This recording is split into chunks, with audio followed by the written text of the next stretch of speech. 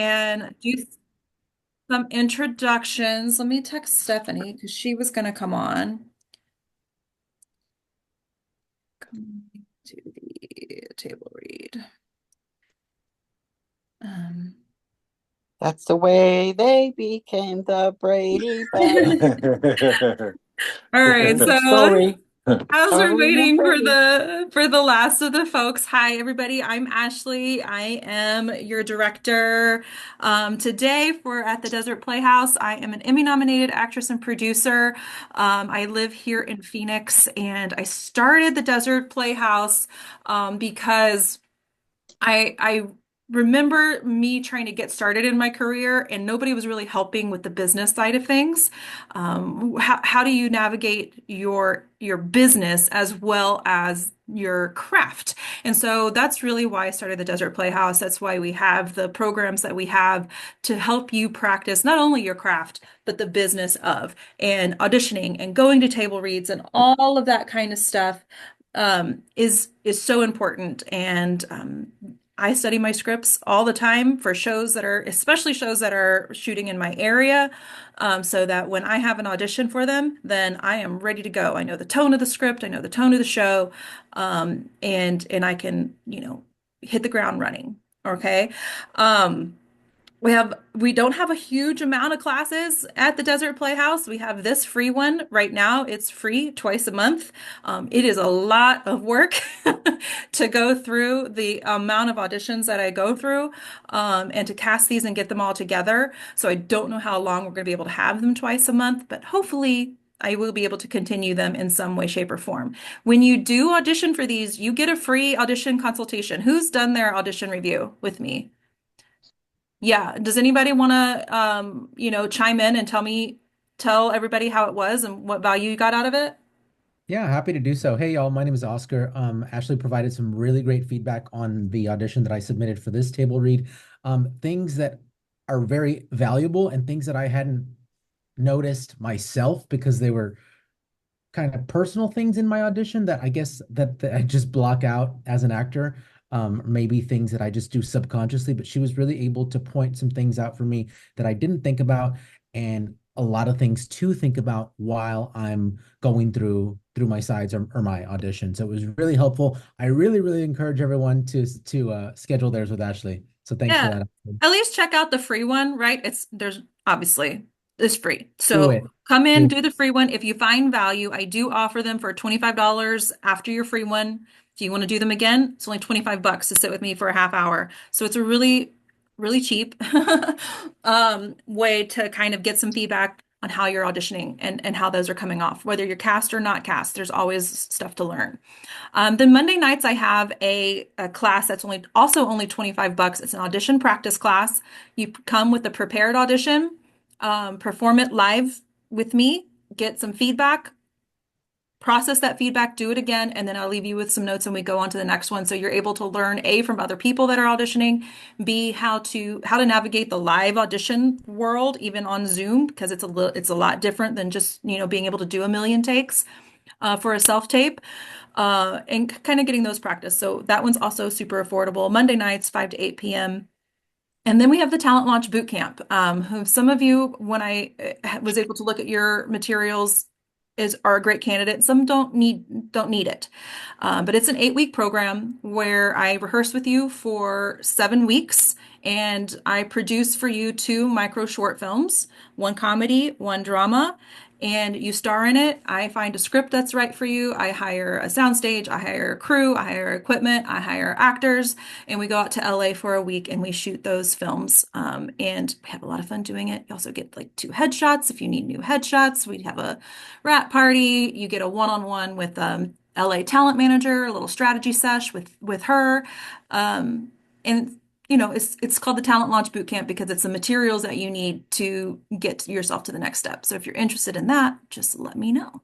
So those are the only classes that I have. Obviously, I'm one-on-one coaching if you need that, but we'd love to see you around. We're gonna do this table read. Okay, so this is A Million Little Things. I loved this show, and the reason I picked this show was it's Network Drama Month. And this is like total drama, right? Other than doing This Is Us. This is like a huge heartstring pull drama. And it was a nice big cast. I wanted to try to get as many people involved as possible. So why don't we go down the list and introduce yourselves? Let me put an order in the chat here. I want you to tell me your name. Kiddos, tell us how old you are. Grown-ups, you don't have to do that. Tell us where you're from and what role you will be reading. Okay, here's an order in here when, oops. Sorry, Rigo, you're on there a couple of times. Obviously, only introduce yourself once, but go ahead and go in that order for me, okay? Name, where you're from, what role you're reading, and if you are under 18, tell us how old you are. Great. Thank you. So my name is Jensen Klodnicki.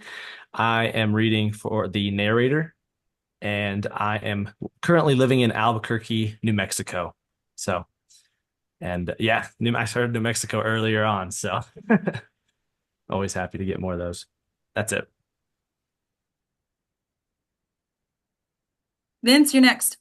I am Vincent John Campono. I'm reading for John, and I'm from New York, born and raised.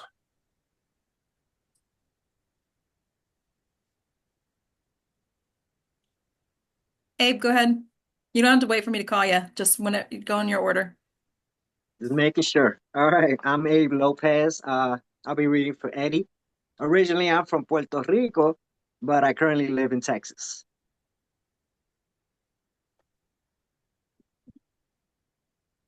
There we go. Didn't unmute me. I'm Alexis Page. I'm originally from Texas, but right now currently in Atlanta, Georgia. Was that it? Is that all you asked? I forgot. Yeah. Okay. Who are you reading for again? Oh, I'm reading for Katherine. Okay. My name is Andre K. Jefferson. I'll be reading for Gary today, and I'm from Los Angeles, Compton, California.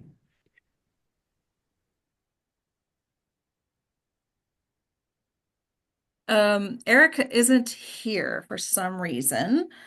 So let's skip him. Good afternoon. My name is Ashley Wilson. I'll be reading for Regina, and I'm from Maryland, but I'm actually back and forth from Maryland and Atlanta, Georgia. And Ashley just got the script an hour ago. So yay, Ashley. Our other Regina had to back out last minute and she popped in. So this is like for all of you that, especially for this, like, don't count yourself out. Just because you didn't get cast in this role doesn't mean that you did a bad audition. It just means that you weren't cast. And I called Ashley up. I was like, are you available? Interested? Because she gave a great audition and I wanted to have her come pop in. Okay, Rosanel, go ahead. Hi, I'm Rosanel Gabriel. I'm originally from Dominican Republic. Then I moved to New York and now I'm in Phoenix. So lots of places. And I'm reading for Delilah today. What's up, everybody? My name is Kimberly. Originally from Chicago. I'm now in Rio Rancho, New Mexico. I'll be reading Maggie, and I am still 18 at heart. Aren't we all? Yes. Hi, everyone. My name is Brittany Brown. I'm currently in Gilbert, Arizona at my parents' house. And yes, they do have their Christmas tree up already. I'll be reading for Ashley today. Hi, I'm AJ Riddle, and I will be reading for Daniel, and I'm 12 years old. Where do you live? Oh, yeah, and I live in Phoenix, Arizona. Yeah. Hi, I'm Alexis Dalpra. I'm 16 years old. I just moved to St. Augustine, Florida, and I'm playing Sophie. Hi, my name is Bennett Riddle, and I'll be doing the role of reading for Caleb, and Look there. And How old are you? I'm 9 years old. Everyone, my name is Oscar Salazar. I am in Texas and I'm reading for the role of Doctor.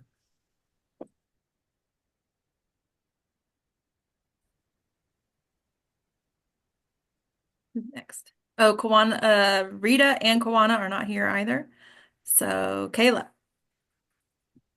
Hi, everybody. I'm Kayla. I'm reading for the role of group leader, and I am currently living in Atlanta, Georgia. I'm from Philadelphia, but yeah. Hi, everybody. My name is Rigo Castillon. I live in Loveland, Colorado. And yeah, I'll be I'm the swing. So whoever's not here today, I will be picking up their role. And then Gina, last but not least. Yes. No small roles, just small actors. Mm-hmm. Anyway, my name is Gina, and I am from Phoenix, Arizona, and I am playing the drunken fan. Woo! Okay. Everybody, that is it. I'm gonna go ahead and lock out those that aren't here. So, Rigo, you're gonna be reading Rome. You're gonna be reading Rome, Reporter, Lupe, and then we already know Priest and Security Guard. Cool. Okay. Most of those are one-liners, but obviously Rome is not. So I'm a little disappointed. I don't know where he is. All right. Any questions? Y'all ready to get going? Everybody, this is the first one that I get to listen to instead of have to actually read with. So I'm excited to watch your performances. Have fun. Use the other actors on the screen with you. If you've got a long time between scenes, go ahead and mute yourself. Otherwise, you can stay unmuted. But just have fun, okay? Let's see what you guys bring to the role, and then we'll talk about it afterwards. Okay, I'm gonna mute myself right now too. All right. Go ahead, Jensen. You start the show. All right. Over Black, we see the following quote: "Friendship isn't a big thing. It's a million little things." Interior upscale high-rise real estate office. John. A framed photo on a desk. John with his beautiful wife Delilah and their kids. Sophie, 15, and Daniel, 10, who are even more handsome than their parents, if that's possible. The camera pans to another photo. 4 friends at a Bruins game. The real Bruins, the Boston Bruins. John is with Eddie, Gary, and Rome. Their seats are amazing and their smiles are huge. They're hanging out shoulder to shoulder, the way guys do. As we pan the photos, we hear the following. I'm not asking you to give me the lease for free. Yes, that would be ridiculous. I'm telling you to overcharge me for the rest of the building and look the other way on the rent for that space. An empty dry cleaning box lands on the desk. Pull out to find John, 40s, as charismatic as he is competent. On his cell phone, standing in what has to be the nicest corner office on Boston waterfront, complete with its own balcony. He buttons his fresh shirt with the same attention to detail John approaches everything in life. You can't, or you won't. As he ties a full Windsor with impressive precision, he gives a playful wink to his assistant, Ashley, who has just brought him a fresh cup of coffee. Thanks, Ash. I had you work late last night, so take a long lunch. Because if you can't, Alan, I want to speak to the person who can. And if you won't, then we need to spend our time talking about why you won't. Ashley smiles at John's favorite go-to move. As she exits, John removes 2 cufflinks with his initials from a small jewelry box. Look, I always say, everything happens for a reason. He slips on his suit jacket, grabs a blue envelope from his desk, and steps onto the balcony to take in his view. Look, there's something I need to get to, so I have exactly 5 more minutes to spend on this. But just so we're clear, at the end of this call, we either have a deal or we will never have a deal. John smiles as he hears the flustered reaction. Some might argue he owns this town. Everyone would agree he owns this call. Interior, Eddie and Katherine's room. A duplex in Charlestown, a blue-collar suburb of Boston, a much more modest life. Eddie, in his 30s, The coolest dad in the carpool line stands in front of his and her closet on the phone. He frantically takes clothes, still on hangers, and stuffs them onto a suitcase. Next to it, it is a guitar case. This guy is out of here. Eddie. No, today's the day. I can't do this anymore. And I want to be with you. Catherine's at the office, so she picks Caleb up to school, which means in exactly 5 hours and 12 minutes, she's gonna come home and want to get takeout Thai food. Again, I'm from Polk because my people weren't even bred to eat some Panama curry. As he listens, his expression becomes serious. I don't know what I'm gonna tell Caleb. Maybe that Daddy needs to be happy. I mean, don't I deserve to be?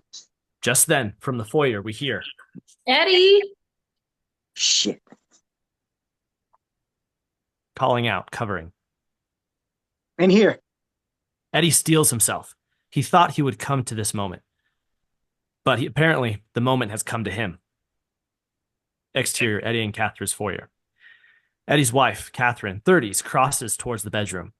I forgot my damn briefcase. Didn't you notice I left it? Eddie and Catherine's bedroom. As she enters, we hear that Eddie has put everything back. The suitcase is gone, the clothes hung up, no longer on the phone. Eddie sits on the bed, casually tuning his guitar. Hey, you. This is a fun surprise. It's right in front of you. Great. I've lost an hour of my day. Now I'm not gonna have time to pick up Caleb. You'll have to get him. She grabs her phone from her briefcase and checks her email. Oh, I'm teaching a guitar lesson at noon, and then I was going to... Unbelievable. She didn't file the motion like I told her to. Idiots. They're all idiots. So you got Caleb. Sure. Hey, for dinner, I was thinking I'd pull out the pasta machine and make some handmade linguine. Let's just order Thai food. Love it. Mass General, exam room. A doctor's office. Gary, late 30s, sits on exam paper in boxers, shirtless. His arms are folded, self-consciously covering 2 scars on either side of his chest. Gary. As he waits for the doctor, he looks around, perturbed by what he sees. A medical poster of the inside cross-section of a woman's body with the headline, Understanding Breast Cancer. Another poster, also featuring a drawing of a shirtless woman, showing how to breast exam. He notices that everything in this damn room is geared towards women, branded with that fucking iconic pink ribbon. The doctor enters, holding an x-ray up to the light. Sorry to keep you waiting, Gary. I just wanted to review your CAT scan. Your poker face is impressive, Doc. Annoying as shit, but impressive. Hilarious. It confirms what I suspected.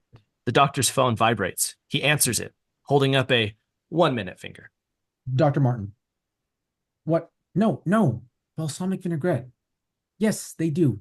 I get the salad there 3 times a week. It's right next to the edamame. Well, are you looking at the edamame? He rolls his eyes to Gary, looking for sympathy he's never going to get.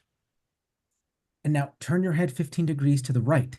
That brownish liquid next to the edamame, that's... Sorry to interrupt what sounds like a super important salad conversation, but quick question. Is my cancer back?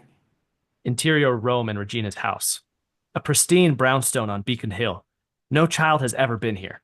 As the camera pans, CNN on an impressive TV mounted above the fireplace. And so, more than 3 years after the crisis began, the class action lawsuit is once again making water in Flint, Michigan, front page news. Rome. The camera lands on Rome, late 20s. Distraught, he signs a note he's written on yellow legal paper and recaps the pen. He opens several prescription bottles. As he pours the assorted pills onto the counter, we realize what this is. He takes a deep breath as he decides if he's really going through with this. He is. Rome takes a glass from the shelf. As he opens the fridge on the door, we see an adorable selfie of him and his wife, Regina, taken as they picnicked on Boston Commons. Unlike Eddie and Katherine, Rome and Regina truly love each other. He grabs the Brita and pours, but the Brita is empty. He fills his glass with water from the faucet. Who cares about tap water when you're about to? For months, Flint residents were unaware that water from their own faucets was silently killing them. Shit. He pours out the water and fills the Brita. But the water drips so slowly, the filter hasn't been changed in forever. Big exhale. Shit like this is exactly why he needs to kill himself. While he waits, he swallows the first pill without water. His phone rings. He looks at the caller ID. It's Gary, the guy with cancer. He hits decline. He pours the tiny bit of water that has filtered through and downs the second pill. His phone rings again. Gary, decline. Fuck it. He shuts off the TV and fills his glass with tap water.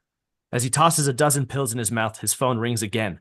Gary, losing this test of endurance, he hits speaker. Through a mouthful of pills, he impatiently says, "What?" Mass General, exam room, intercut. Gary's still on the exam table, still shirtless, but now alone. You're not going to believe this. As he speaks, we cut to John's office balcony. Flashback. We hear no sounds in this scene. John presses end on his call with a proud smile. Clearly, he got the deal point he wanted. As John takes in his view, the camera pans from the balcony into his office where, unbeknownst to him, Ashley returns with his mail. Her face drops like she's seen a ghost. We see but can't hear Ashley shout, "No." The camera pans back to John, but he is no longer there. John just killed himself. The sound kicks in just in time for us to hear the unmistakable thud from 23 floors down, followed by a car alarm going off. Ashley rushes to the rail. Interior of Rome and Regina's house. Stunned, Rome takes this in for a beat and then spits out the dozen pills. Main titles, A Million Little Things. Act 1. Interior of the Boston Garden. Rome's phone POV at night. Note, this scene will be shot both from Rome's phone POV and conventionally, and we will intercut judicially. Cell phone video footage. Mid-game, Rome holds his phone out to take a selfie of Gary, Eddie, and himself all in Bruins gear, sitting in their seats. The aisle seat next to Gary is empty. Rome lines up the shot, unaware the phone is actually on video and recording, thus providing us with this footage. Rome's a bit distracted because the Bruins just scored a goal. Sirens, lights, and Boston cockiness fill the garden. Way to go, Pastrack! They back in it. Never count my Bruins out. Forget what I said about them sucking. Guys, let's get a photo. Do yourself a favor, Ed, and hide that ridiculous necklace. Defiant, Ed adjusts his leather strap necklace so that yin-yang charm is even more prominent. Can we pretend we're eating pieces like we're in one of the Little Caesars commercials? Gary and Ed mime pulling a long piece of cheese from a slice. Hey, directing those is harder than it looks. That crap coagulates in like 2 seconds. Eddie and Gary laugh. Rome does too. They live for this. Damn it. Can't believe John is missing this. Saw it. And watch your potty mouth, sunshine. You're a lady. Love the necklace, by the way. Rome tilts his phone up, revealing John carrying a pile of hot dogs and a drink carrier. Eddie now self-consciously tucks his necklace into his shirt.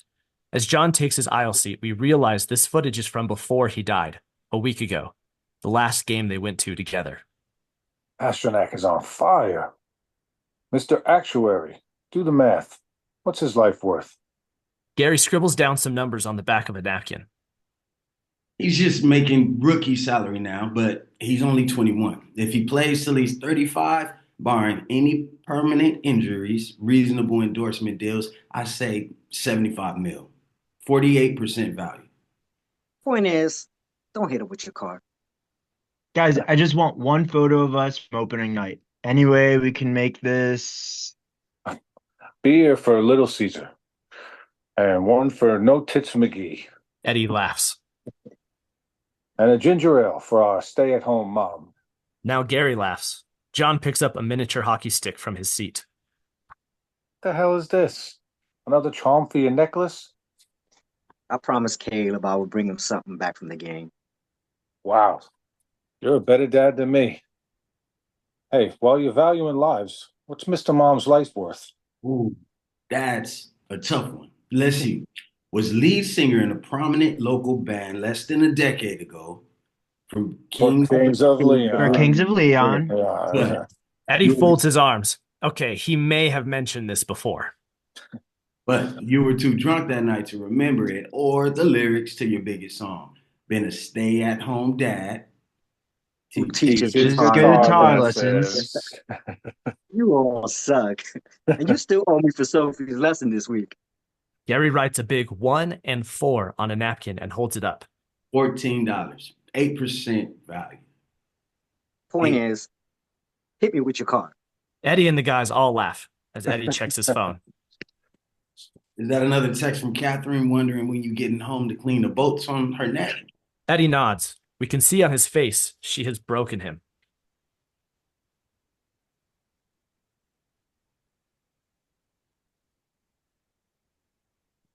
John. Oh, I did the same thing twice. Buddy, just move out. Guys, one photo, opening night, the four of us, work with me. Still standing, John uses the height difference to put his groin in Eddie's face. Yes, by all means, let's commemorate these incredible friendships. John takes his seat next to Eddie, leaning in, dead serious. Ed, if money is the reason you're staying, I'll write you a check tonight.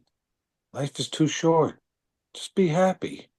The camera catches Eddie looking at John, conflicted but appreciative of his very generous and obviously sincere offer. Hey, big shot director, you're on video. Damn it. The camera stops, freezing on John's face that has just said, "Just be happy." We are now in Rome and Regina's brownstone, back to present. The frozen frame pull out to reveal it's on a computer monitor. Rome sits at the keyboard, flanked by Gary and Eddie. Eddie looks at the screen, still taking in this advice. There is a hushed, intense moment of silence as they take in the friend that they miss so deeply. Finally, that was 4 days ago. How does this happen? They continue to stare at the screen, looking for an answer. It still doesn't make sense to me. He's supposed to be here. Yeah. Knowing some guy who came. Knowing some guy who... Knowing some the A he'll call... I'm sorry. Knowing some guy who'll call who can fix all this. I'm going to church on Sunday because... They turn to see Regina, late 20s. Rome's wife, loving, yet one of the guys.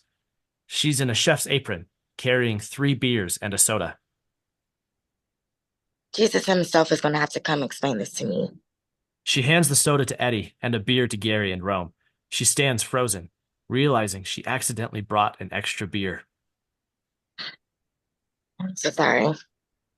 Rome gives her a loving squeeze. This is their new reality. It's okay. I'll have his. She smiles and hands Gary the beer.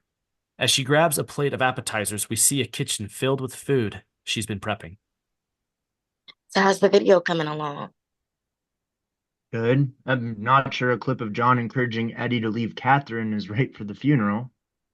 Unless tomorrow we're burying your marriage as well.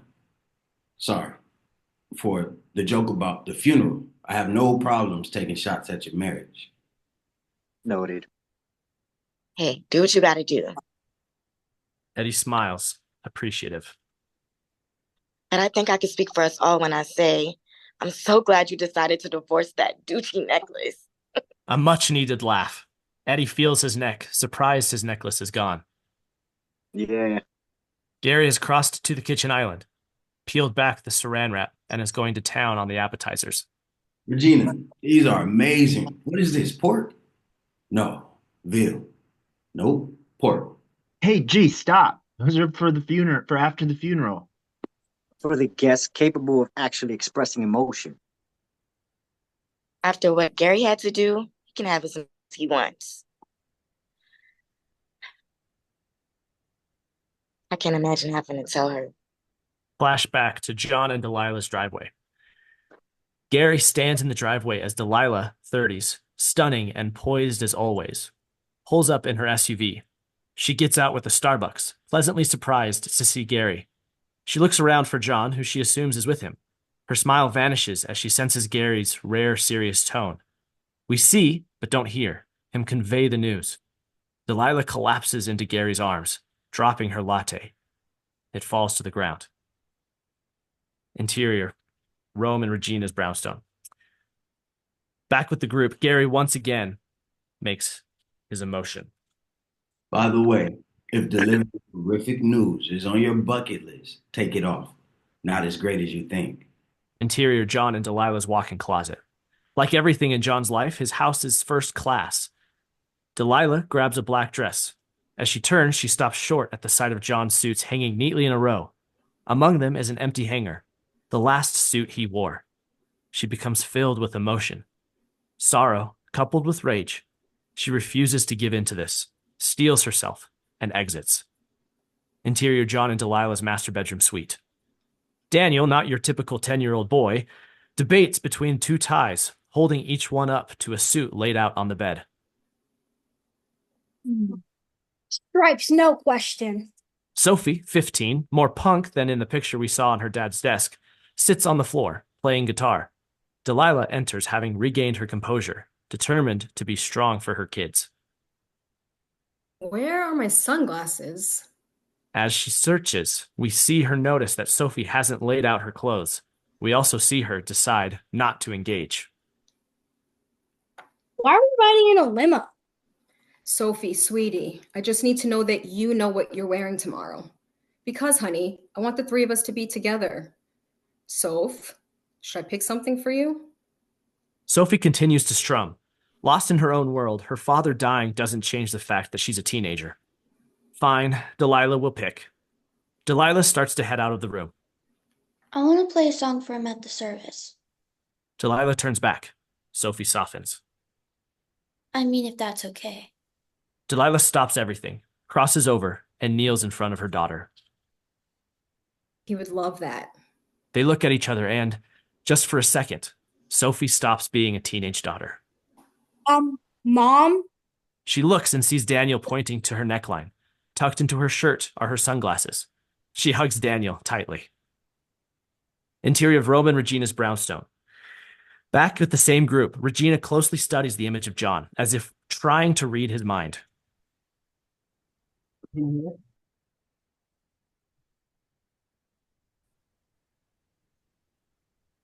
Why?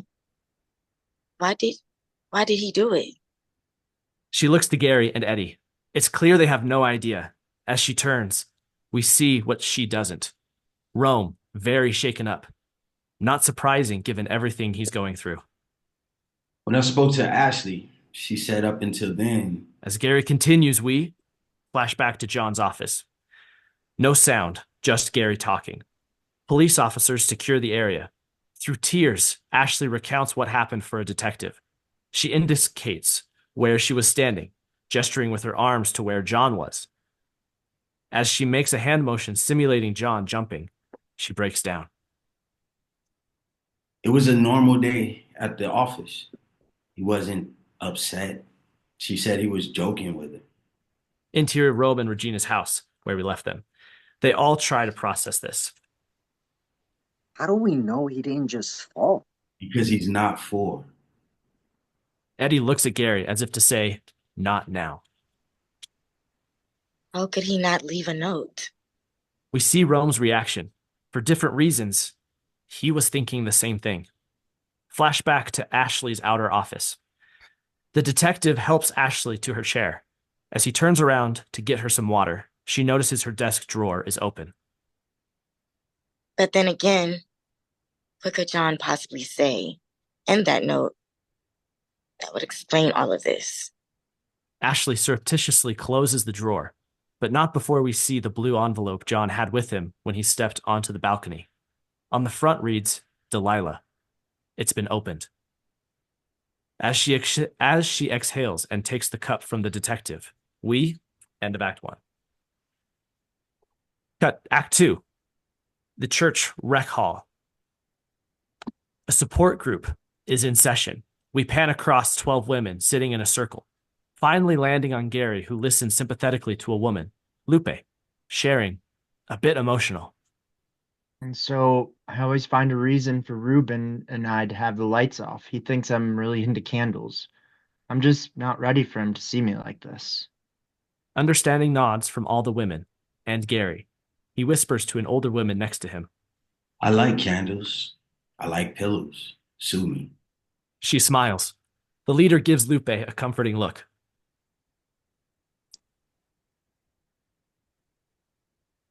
Thanks, Lupe. What all of us here share in common is an incredible relief to be in remission. That said, each of us takes on life after breast cancer in a different way. You have to find the way that works for you. Sounds like you're doing that. Lupe hears this and nods. So does Gary. The leader turns to Maggie, 30s, attractive and fun. Maggie, did you maybe want to introduce yourself? Maggie steels herself, very aware of Gary's presence. Sure.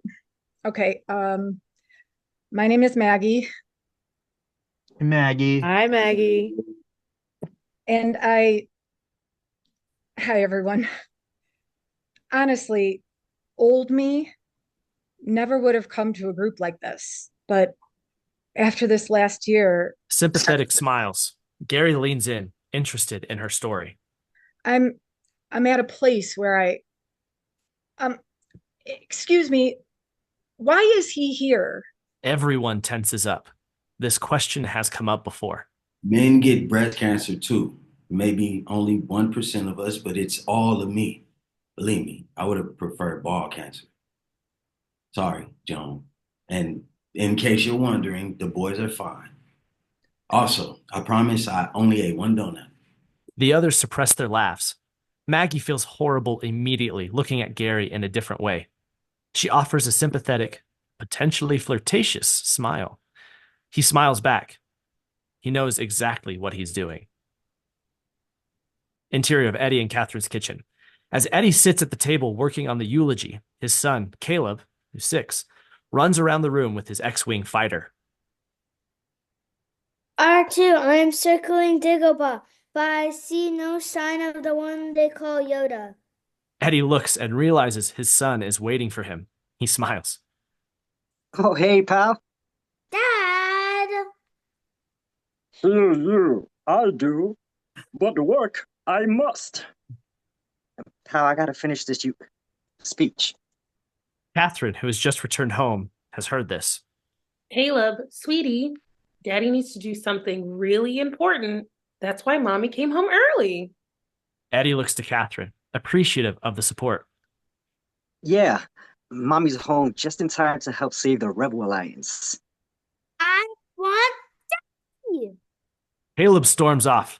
We see this gut punch hit Katherine, a rare moment of vulnerability for her. Eddie tries to comfort her. It's just these voices I do. He'll be fine in 10 seconds. He just needs to. I don't know why you're doing the eulogy anyway. Everyone knows Gary's the funny one. She crosses after Caleb.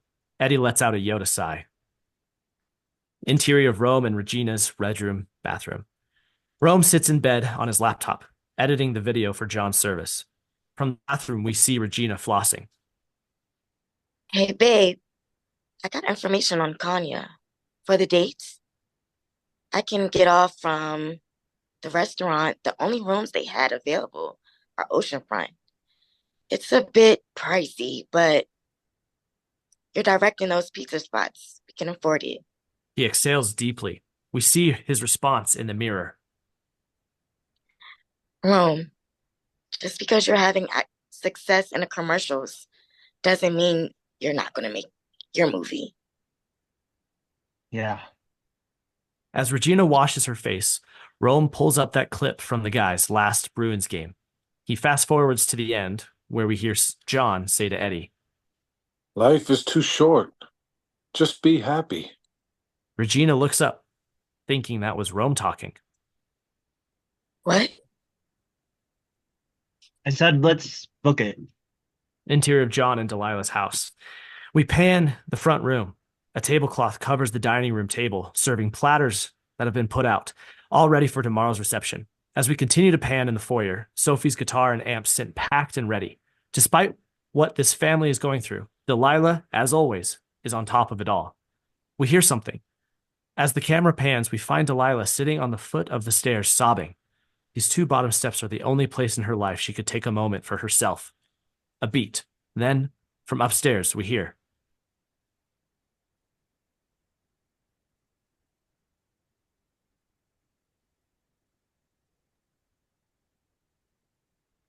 Daniel. I can't find my dress socks. Coming, sweetie. She immediately snaps back into warrior mode and heads upstairs. Interior of church rec hall. The support group has ended. A cleaning woman vacuums as another stacks chairs. Over the vacuum, we hear the faint sound of a woman moaning with pleasure coming from the men's room, the interior of the men's bathroom. Gary and Maggie go at it. Turns out the men's bathroom at a breast cancer support group is Gary's version of Fonzie's office. His pants are halfway down, her skirt is hiked up, with her sitting on the sink. She's exactly at his waist level. Something he probably determined before tonight. As they continue, he unbuttons her blouse. She's a bit hesitant. He stops. They look at each other. He gets it. She reaches back and unhooks her bra. Obviously, my boobs are fake. Obviously, I'm okay with that. Feeling at ease, Maggie kisses Gary passionately. She reaches for him, lifting up his shirt. Gently, he stops her and pulls his shirt back down. It's Gary who's not ready to be that vulnerable. She kisses him even more intensely. Cut to Rome and Regina's bedroom. Regina has joined Rome in bed. They snuggle up together as the video Rome has edited. Clip 1, Halloween 2012. All 8 of them, Katherine included, impressively dressed up as different Scrabble letters. John takes the lead, moving them into the correct order. It's clear he's the mastermind behind these costumes. They jumble until they form IREGNANT. Okay, Katherine, hit it. Katherine, who's the I, turns sideways, causing her very pregnant belly to turn the I into a P, spelling pregnant. Katherine laughs, thrilled to be a part of this group. Angle on Rome and Regina in bed watching. Where did that woman go? It's why we're never having kids. Never. Oh, wait, what about? Save the best for last. Clip 2, Halloween 2017. Rome dressed as a sliced tomato. Regina is lettuce. Eddie is the top bun. Gary is the bottom. They all stand there, like they're taking 5. Delilah, dressed as a slice of cheese, looks at her watch. Sorry, guys. Yeah, we totally blame you. Eddie folds a slice of pickle costume. Katherine's.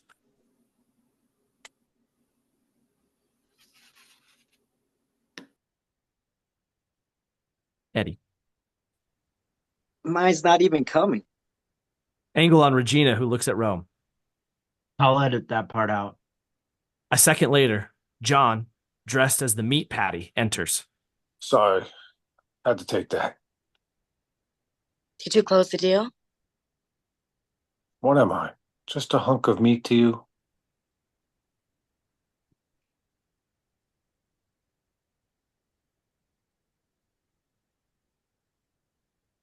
Eddie.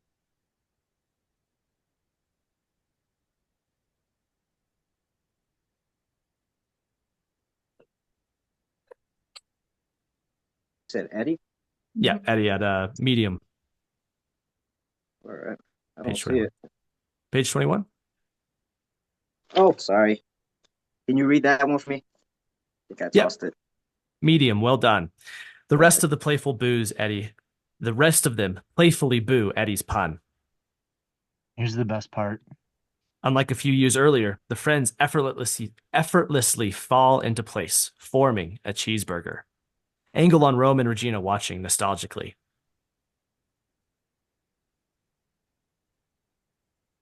We're nothing without that meat. They both laugh at Rome's joke, but then quickly realize how meaningful what he said is. Wait, do you think Delilah? I mean, did she have any idea that her husband was thinking about doing this? Her words strike a chord with Rome. He closes his laptop. He needs to tell his wife the truth. He turns to her. Gina, the thing is, Gina, She sees her husband is troubled by something and sits up. What? What is it? I don't think she had any idea. She nods in agreement and snuggles back into her husband. Thank God we're not like that. We see Rome desperate to tell his wife the truth, but unable. And we end of Act 2. Act 3, the interior of the First Methodist Church, the next morning. Eddie stands at the lectern in front of the crowd. The place is packed. He looks out and sees John's assistant, Ashley, already in tears, Regina and Rome, arms lovingly around each other, Delilah in between Sophie and Danny. She does her best to mat down Danny's cowlick. She looks up, sees Eddie, and smiles.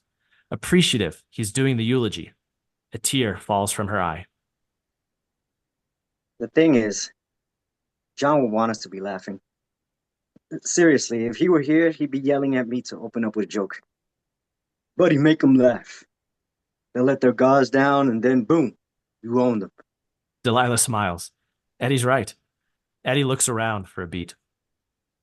I keep waiting because it feels weird starting without him here. Part of me keeps expecting that at any moment, John's going to hang up that god-awful BlackBerry he refused to get rid of and come barreling through those doors, telling us about some huge deal he just closed. As if on cue, the big church doors open. Freaked out, everyone turns to see Gary. He brought a date. Maggie. Everyone who knows him laughs. He does his best to casually find a seat. Maggie follows. The priest shoots him a judgy look. There's your laugh, buddy. That's perfect. John always said, everything happens for a reason. He refused to believe in coincidence. Even how we met. People always assumed John, Gary, Rome, and I went to college together. John was always quick to say, you think those douchebags would get into Harvard? Laughs from the crowd, especially our gang. The real way we met was so random. We were all in an elevator that got stuck.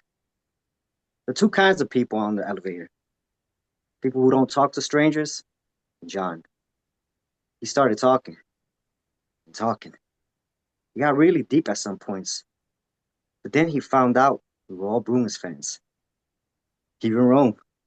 Rome smiles, raising a hand to the crowd as if to say, that's right, I'm the black guy who is a hockey. By the time the Boston Fire Department pried open those doors, John had convinced us to go in on season tickets. 41 home games a year. Well, that was 10 years ago. It should be noted that John refused to collect as much as a penny from any of us from those tickets. The other three guys smile and nod. That's true. It should also be noted that John kept a running tally in exactly what we owed him, reminding us any chance he got. The other three guys laugh and nod. That's totally true. Over these last 10 years, we've been through a lot together. One Stanley Cup. The true Boston fans in the crowd clap. That's right. Roughly 1,100 pretzels, at least 3,800 beers. One fight with a Maple Leaf defenseman. Relax, it was mostly through the glass. And in hindsight, throwing something into the penalty box was both childish and a waste of $12 nachos. The crowd enjoys a much-needed laugh. In that decade, our friendship has moved outside the garden. A couple of us had kids. He gestures to Daniel. He looks out at Katherine, who smiles. A couple of us got married. He looks to Rome and Regina, who hug a little harder. One of us got sober. He raises his hand, owning it, the way Rome did a moment ago. Thanks in part to the Maple Leaf nacho incident. John was the one who pulled me aside right after Kayla was born. Said I needed to stop drinking. Maybe John was right. Maybe everything does happen for a reason. I haven't had a drink in almost 7 years because that random guy I spent 2.5 hours on an elevator was there for me. And it absolutely kills me that I wasn't there for you. You say everything happens for a reason, but I can't find a reason for this. Eddie breaks down. The priest awkwardly comforts him. Sorry about saying douchebag. Katherine looks around, uncomfortable with how much he has shared. There's not a dry eye in the house, except Gary, who stoically hands Maggie a tissue. The priest signals to someone, and an electric guitar and an amp are wheeled out. Now, John's daughter, Sophie, Oh, dear God. would like to play one of her dad's favorite songs. Eddie gathers himself and crosses to Sophie, expertly tuning her guitar and setting her up. Gary whispers in Maggie's ear. If she plays anything by Bruno Mars, I'm burning this place down. Maggie laughs. The priest looks over to Gary. Sophie straps on her guitar, taking the stage like she's at the Palladium. She starts to play Tracy Chapman's Change. If you knew that you would die today, if you saw the face of God in love, would you change? Would you change? She's impressive. Maggie wipes a tear and whispers to Gary. Oh, are you not crying? I didn't even know him and I'm crying. I was just thinking the same thing. She laughs again. The priest shoots Gary another look. Again, Gary whispers in Maggie's ear. Like it's my fault he took a vow of celibacy. Which just makes Maggie laugh once more. Exterior street. An aerial shot of the funeral procession leaving the cemetery. A series of quick pops. The limo. Delilah with her kids. Sophie's guitar case is with them. Delilah smiles at her daughter, proud. We pan left to Eddie's minivan. Katherine drives. Eddie sits shotgun. He makes sure her eyes are on the road and quickly sends a text. Given his secrecy, no doubt, it's to the woman he's having an affair with. He loved you guys. Startled, Eddie looks up, quickly pockets his phone. He nods. She starts to laugh. He looks over. That night, my water broke? He had that car 4 days. This loss is so huge, it even brings these two together. What a waste. Again, Eddie nods in agreement. Until... I mean, how much were all those flowers? They're gonna die. Why do people buy flowers, plants? Not today. She looks over, shocked by his rare tone. Please. He holds his ground, not breaking eye contact. She turns and looks back at the road. We pan left to Rome's Tesla. Rome and Regina ride in silence for a beat. What are you thinking about? Everything?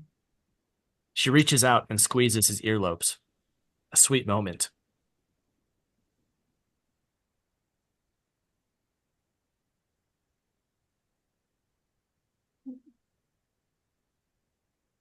Regina.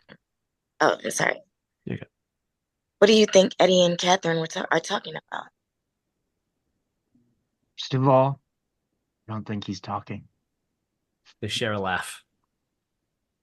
The real question is, what do you think Gary and girlfriend 147 are talking about? Love, babies. If Adele is going to go on tour again. As they laugh, we pan left to find Gary's 2006 Audi TT. The car is a mess. Dirty laundry, the old takeout containers have been thrown in the back seat. It's a college dorm room on wheels. As Gary drives, Maggie opens the glove compartment and starts rifling through. He looks over, intrigued. So you're just doing that? Well, you're not talking. And I'm really just trying to figure out who you really are, because guy with breast cancer seems to be the least surprising thing about you. She pulls out a Charleston chew that has been in the glove box compartment for more than a few hot days. Bullseye. These are my favorites. She rips into it and takes a huge bite. I wouldn't eat that. I don't even know where it came from. She pulls out a single tampon and holds it up. How about this? Any idea where this came from? He shrugs. Water off the duck's back. She can't help but laugh. Interior of John and Delilah's house. An impressive colonial home in Brookline, a wealthy suburb of Boston. The post-service luncheon. Regina has made all the food and the place looks great. Delilah hugs Ashley, who cries. I'm so sorry. Thanks, Ashley. You've been amazing through all of this. These words weigh on Ashley. I'm sorry. Can someone remind me of the page? I just clicked out of it. 29. Okay.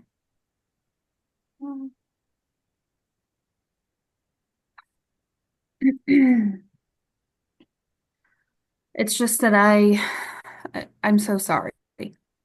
Distraught, Ashley quickly moves on. Maggie gives Gary a space to greet Delilah. Delilah looks over to Maggie and waves and then turns to Gary and playfully shakes her head. Of course he brought a date. Gary shrugs.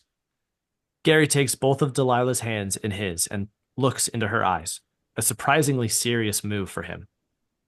Just to be clear, I don't want to be here. She smiles at his joke, just what she needed. They hug.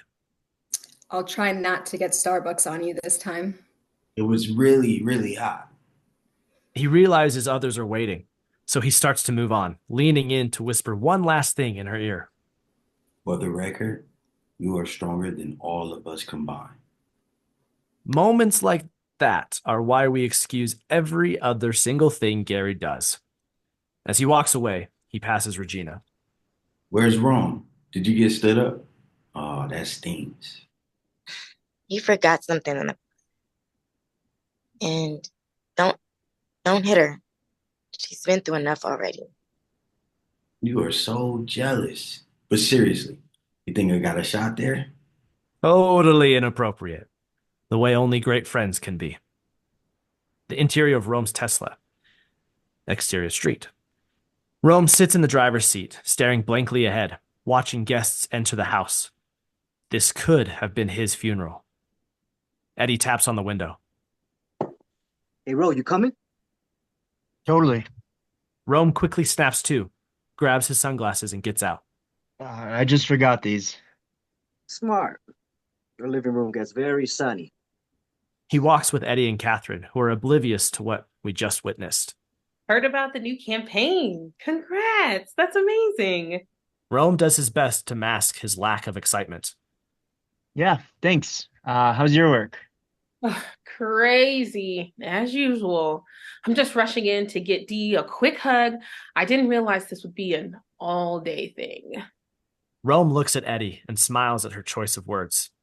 Eddie shakes his head. I know. Interior of John and Delilah's house. As Katherine talks to Delilah, Rome and Eddie cross with food over to Regina and Gary. Behind them at the buffet table, Maggie fixes herself a plate. Just confirming. You brought a date to our friend's funeral. It was morning. I wanted to buy her breakfast. We ran out of time. So I made her breakfast. They all casually rotate to get a better look at Maggie. How'd you meet this one? $10 says his breast cancer support group. And if I'm right, you are gross. Gary helps himself to some capers off of Eddie's plate. Bingo. Eddie looks at Maggie again. I thought Rebecca had red hair. Rebecca does have red hair. That's Maggie.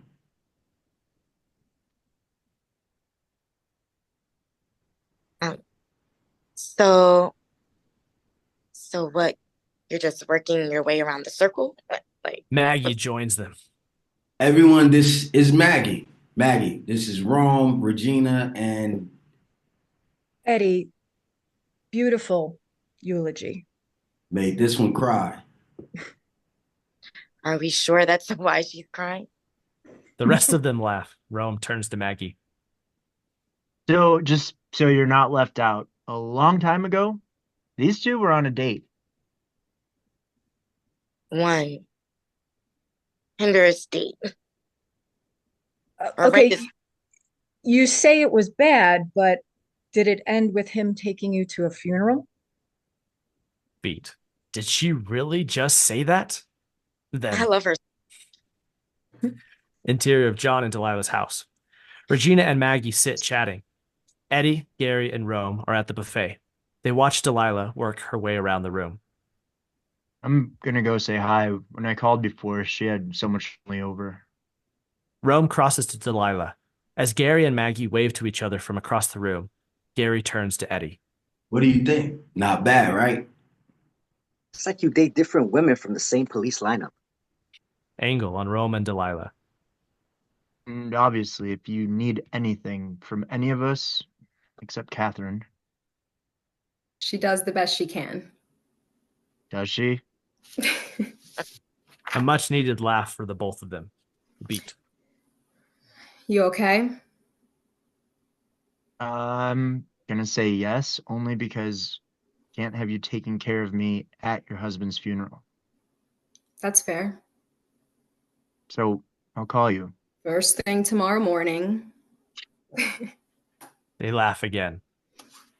The interior of John and Delilah's house, a little while later. Regina, Maggie, Gary, Eddie, and Rome sit on the couch talking. The conversation has gotten more serious. Why didn't he get help? Maybe it's something he couldn't explain because he doesn't understand it himself. Didn't understand it himself. Yeah, there's a lot of people, it's still taboo, especially in the Black community. Rome fidgets and forces a smile. The friends sit there, none of them knowing what the answer is. Maybe he just lost sight of the horizon. They turn to Maggie. I was watching this documentary on JFK Jr. Do you remember when his plane went down? July 16th, 1999. It's my birthday. Your birthday is the 12th, and you are the only grown man ever to exist who celebrates his birthday for a whole week. Please continue. Well, you see, Kennedy was with his wife and her sister. They were going to visit family. His life seemed perfect. I mean, because it was. Well, Kennedy was a novice pilot and he was flying at night. And then the clouds came in. You see, his instruments were telling him which way was up, but he didn't trust them. The truth was, it was right there in front of him, but he couldn't see it. He lost sight of the horizon and he nosedived. And by the time he realized what was happening, it was too late. He couldn't pull up. What does that have to do with? That's depression. We see this hit them all. Rome gives the subtlest of nods. Yes. Now, maybe it wasn't depression. Okay, maybe there was something else that was going on. People keep secrets from their closest friends and family. And sometimes you don't even know that they have these secrets until an event like this happens. They take this in for a beat. Then You have to excuse Maggie. During her free time, she fancies herself an armchair psychologist. True, you guys, true. But during the day, I am a clinical therapist at Beth Israel, specializing in depression. Huh. Gary does a half laugh, thinking she's kidding, but then catches himself. Please tell me you knew the occupation of your funeral plus one. Gary shrugs. They all laugh. Oh. The exterior of John and Delilah's house, the front steps. The rest of the guests have left. Arm in arm with Regina, Delilah walks the gang out. Let us know if there's anything you need. Thanks, guys. We're here for you, Dee. She says as we're leaving. Seizing the chance to catch her alone, Rome approaches Maggie. Hey, can I get your card? Sure. That stuff you were saying about losing sight of the horizon? As she pulls a card from her purse, Gary catches the handoff. Whoa, dude, just because I dated your wife, you know what? Have it. Gary laughs. The rest of the group joins them. Rome is caught. That movie I want to make has a therapist in it, and I was going to ask Maggie some questions. And then hit on me, right? Totally. Look, we addressed how much we love this woman. They have. Indeed. Just then, the alarm on Rome's phone goes off. Then Gary's, then Eddie's. They each quickly pull them out. There's a Bruins game tonight, isn't there? John hated waiting for us. He just set an alarm on our phones. He said he paid for the tickets. The least we could do is show up on time. They silence their alarms for what they all realize is the last time. A beat. Then, You guys should go. Eddie and Rome look at each other. Should we? We can't go. Well, check out who decided to suddenly act like it. Ta-da! Also, the tickets are in John's office. Regina elbows Gary. Go get them. Go to the game. You know John wouldn't want those tickets going to waste. The guys look at each other and nod. That is what John would want. And you two, stay and help me finish off the food. And by food, I mean the wine.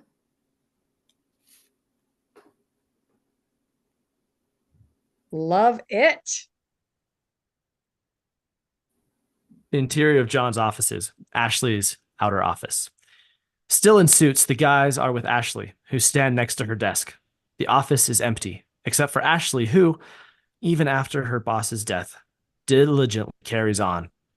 Eddie is taking the lead.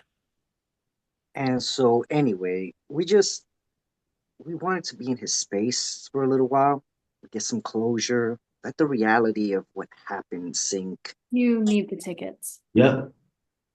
As he beelines to John's office, Ashley smiles at Gary. He turns back to get one last look at her.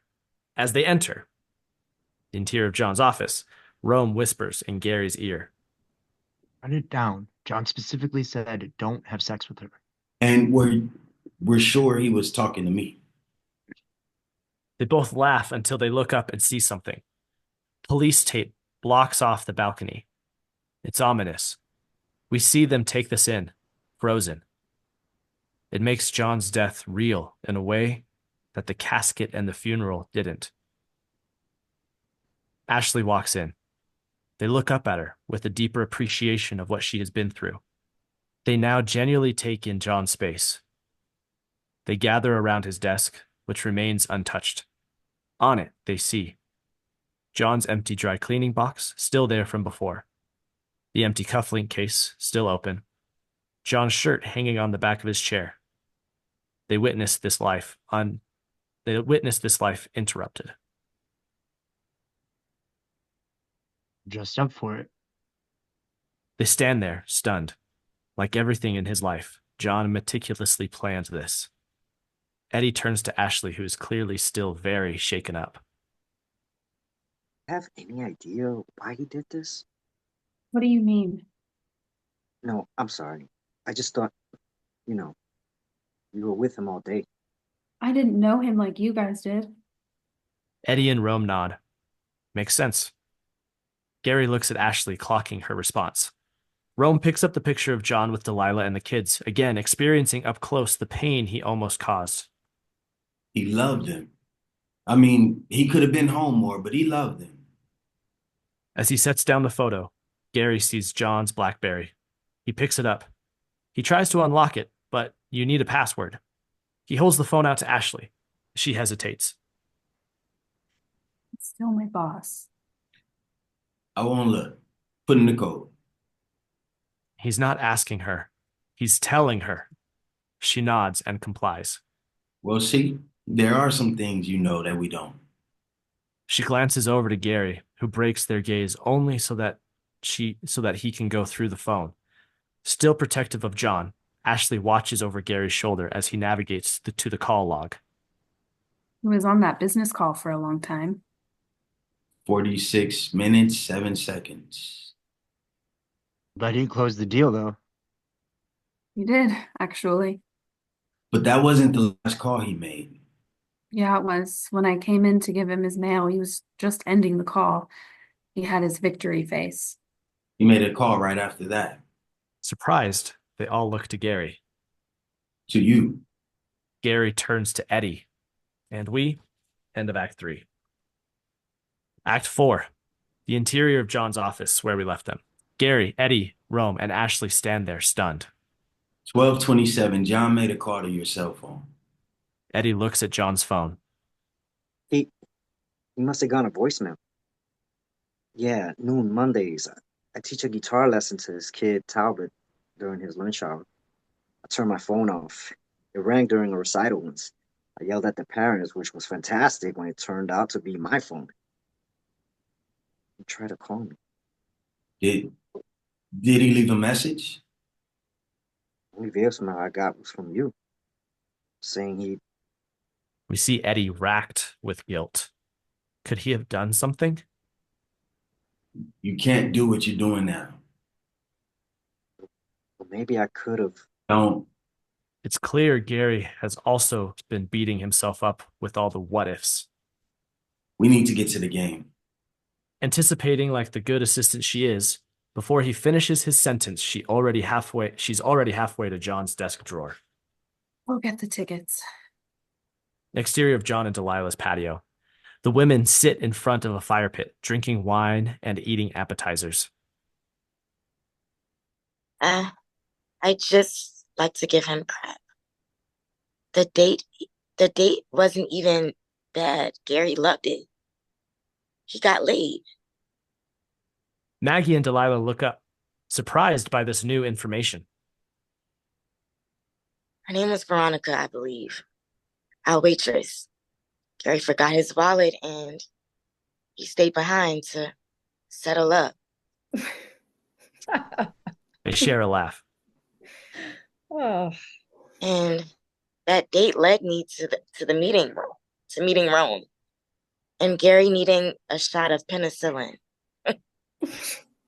Seriously, Gary is an amazing friend. Underneath that hot mess is A lukewarm mess? They laugh again. You know, I never would have thought a guy like Gary would be the first man to just truly understand what I'm going through, you know? Beat. Were you scared? Maggie doesn't look up. She just nods. I see that in Gary. He tries to hide it, even though he's in remission. It's like he's afraid. It's gonna come back. Is it the same for you? Maggie hesitates. Then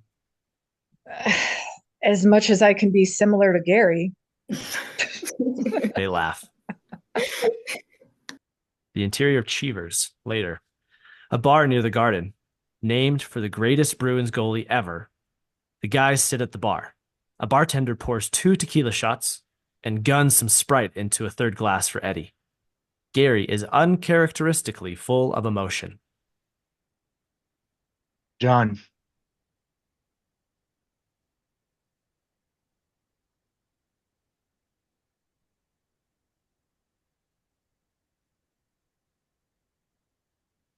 Enter the tradition he started all those years ago on that elevator. I'm not drinking to that. I spend 40 hours a week valuing people's lives for insurance companies. Our time together isn't worth shit.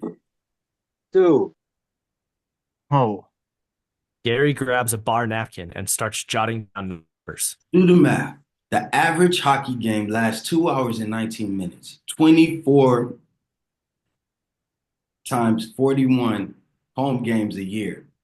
Do the math. The average hockey game lasts 2 hours and 19 minutes. Times 41 home games a year for 10 years. Gary tosses down his napkin. On it is his calculation with 949 circled at the bottom. I sat next to John for almost 950 hours and I didn't even know he was depressed. Did you? There's silence says it all. They didn't. The fact is, we don't really talk. Yeah, we do. No, Ed, we don't. The last time we really talked about something deep was on that elevator. We were more honest with each other before we became friends. Now we just sit shoulder to shoulder the way guys do. Hell, we're doing it right now, but we don't really know each other. We see on Rome and Ed's face, they're both keeping secrets. You probably don't even know what color my eyes are. You know what? I'll drink. I'll drink to whatever we thought this was. Gary downs his shot, throws a 20 on the bar, and crosses out. Rome follows, calling after him. I think I like you more with cancer. Me too. As Eddie gets up, his phone rings. He looks at the caller ID and checks to make sure the guys have left. He has a nervous energy that tells us it's the woman he's having an affair with. Hey, so good to hear your voice. I left you a ton of messages. Yeah, it's been a crazy couple days. I need to see you. I'm gonna come after the game. No, I gotta go. He ends the call abruptly. Hey, you coming? Yep. As Eddie sits down his glass, Gary's words still echo in his head. He exhales and crosses out, clearly feeling the weight of the secret he's keeping from his friends. The exterior of John and Delilah's patio. As Delilah exits from the house, opening another bottle of wine, Maggie downs another leftover appetizer. Regina, I mean, even cold, these things are friggin' delicious. Gina's the best. Thanks again for making all the food. I didn't do it for you. Maggie looks up, surprised by the comment, but Delilah knows what she means. No one was more supportive of my cooking than he was. Delilah smiles. Do you have your own place? I did. I opened my restaurant. I opened a restaurant with this other chef. It must have been, 7 years now? Before we all met. I put everything I had into that place. Worked 7 days a week. Poured all of my life savings and borrowed a ton. The reviews were amazing. Everyone loved the food. But the lease was crazy expensive. We rented way too big of a place. We didn't know what we were doing we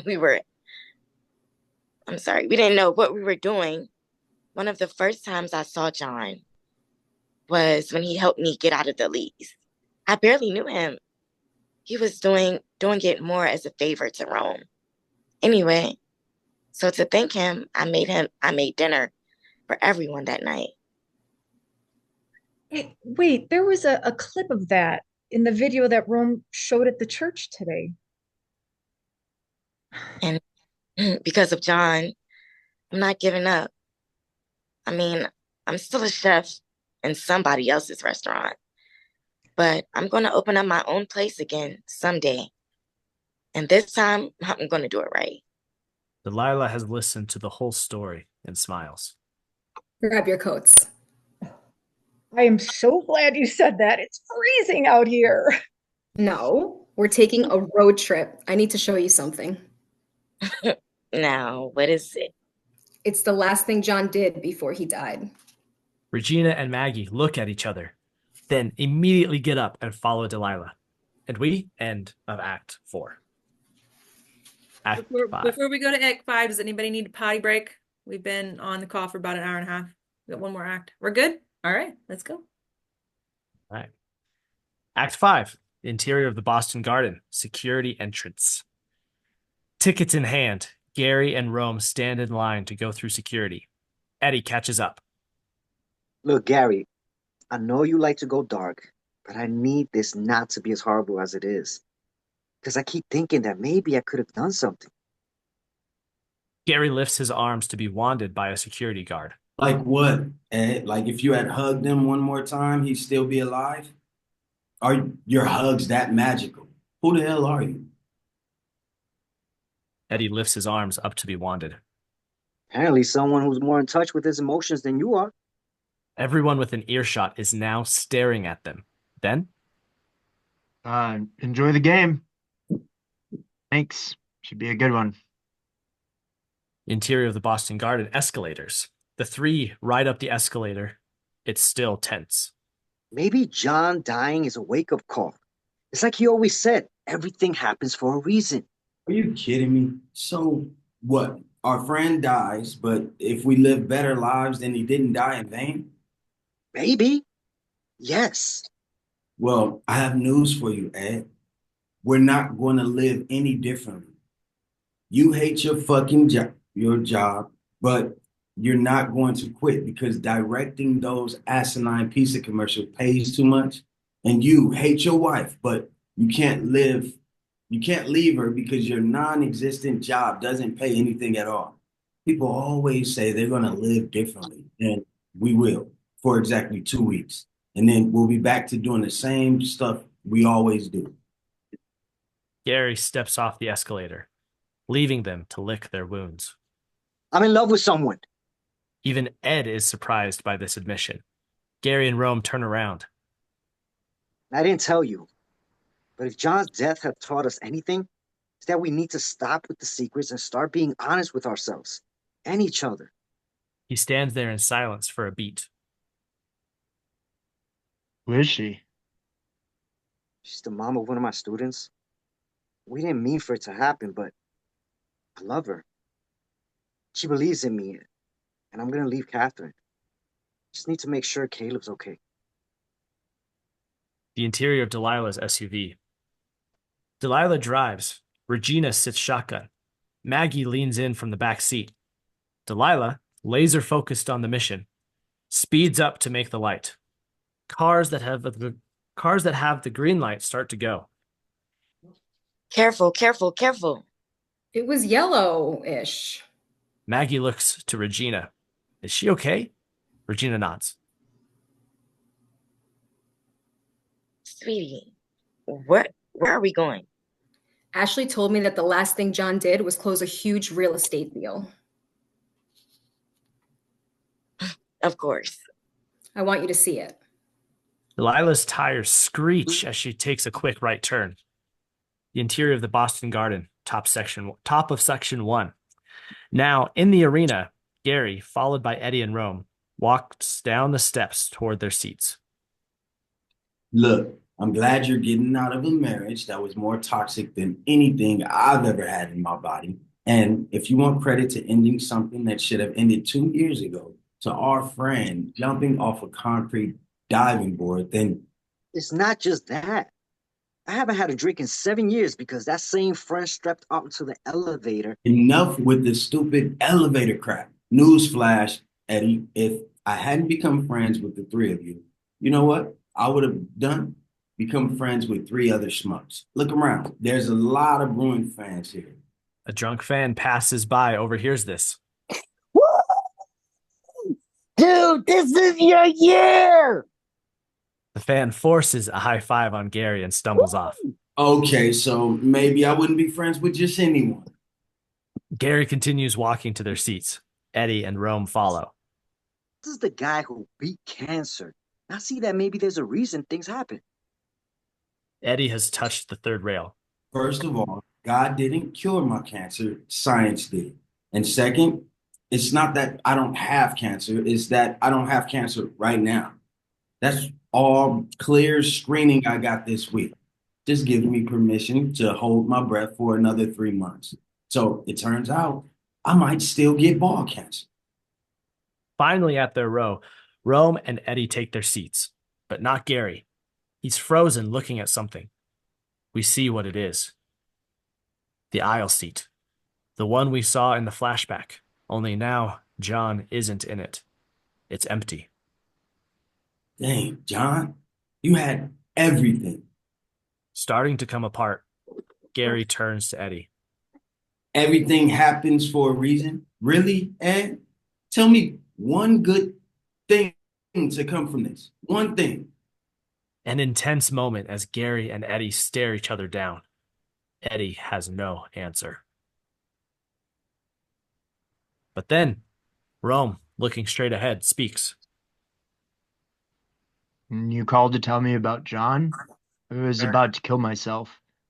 Technically, I had started, but if you hadn't called to tell me about John, I'd be dead now. Rome starts to cry, relieved to have finally told his friends. Again, Eddie and Gary look at each other. Now it's not a stare down. It's, what the fuck? What do we say? What do we do? With nothing to say, arm around Rome and gives his friend a hug. Rome cries harder, so Gary just squeezes harder. I know it's ridiculous because I have a great life and I'm married to the most amazing person ever. Sometimes I feel so hopeless. It's like I can't breathe. Only I am breathing, and I think maybe if I stopped, it wouldn't hurt so much. As Rome cries, Gary turns to Eddie. He offers a look. I'm sorry. Eddie is right. Eddie is right there with his look. You simply don't have to say anything. Gary gives Rome another squeeze. Still looking straight ahead, Rome says, For the record, Gary, your eyes are blue, and they're magnificent. As the guys share a laugh, we see that even though he's gone, their friend has given them the kick in the pants they need. Exterior of downtown street. The women get out of Delilah's SUV. She walks them across the street to a beautiful old building with a historic Boston charm. Wait, this is it? John's last deal was for an old Kodak building? Delilah smiles and nods as they approach. Regina's excitement has them stepping up their pace. This place is incredible. Wow. That's why John fought so hard to get in, to get it.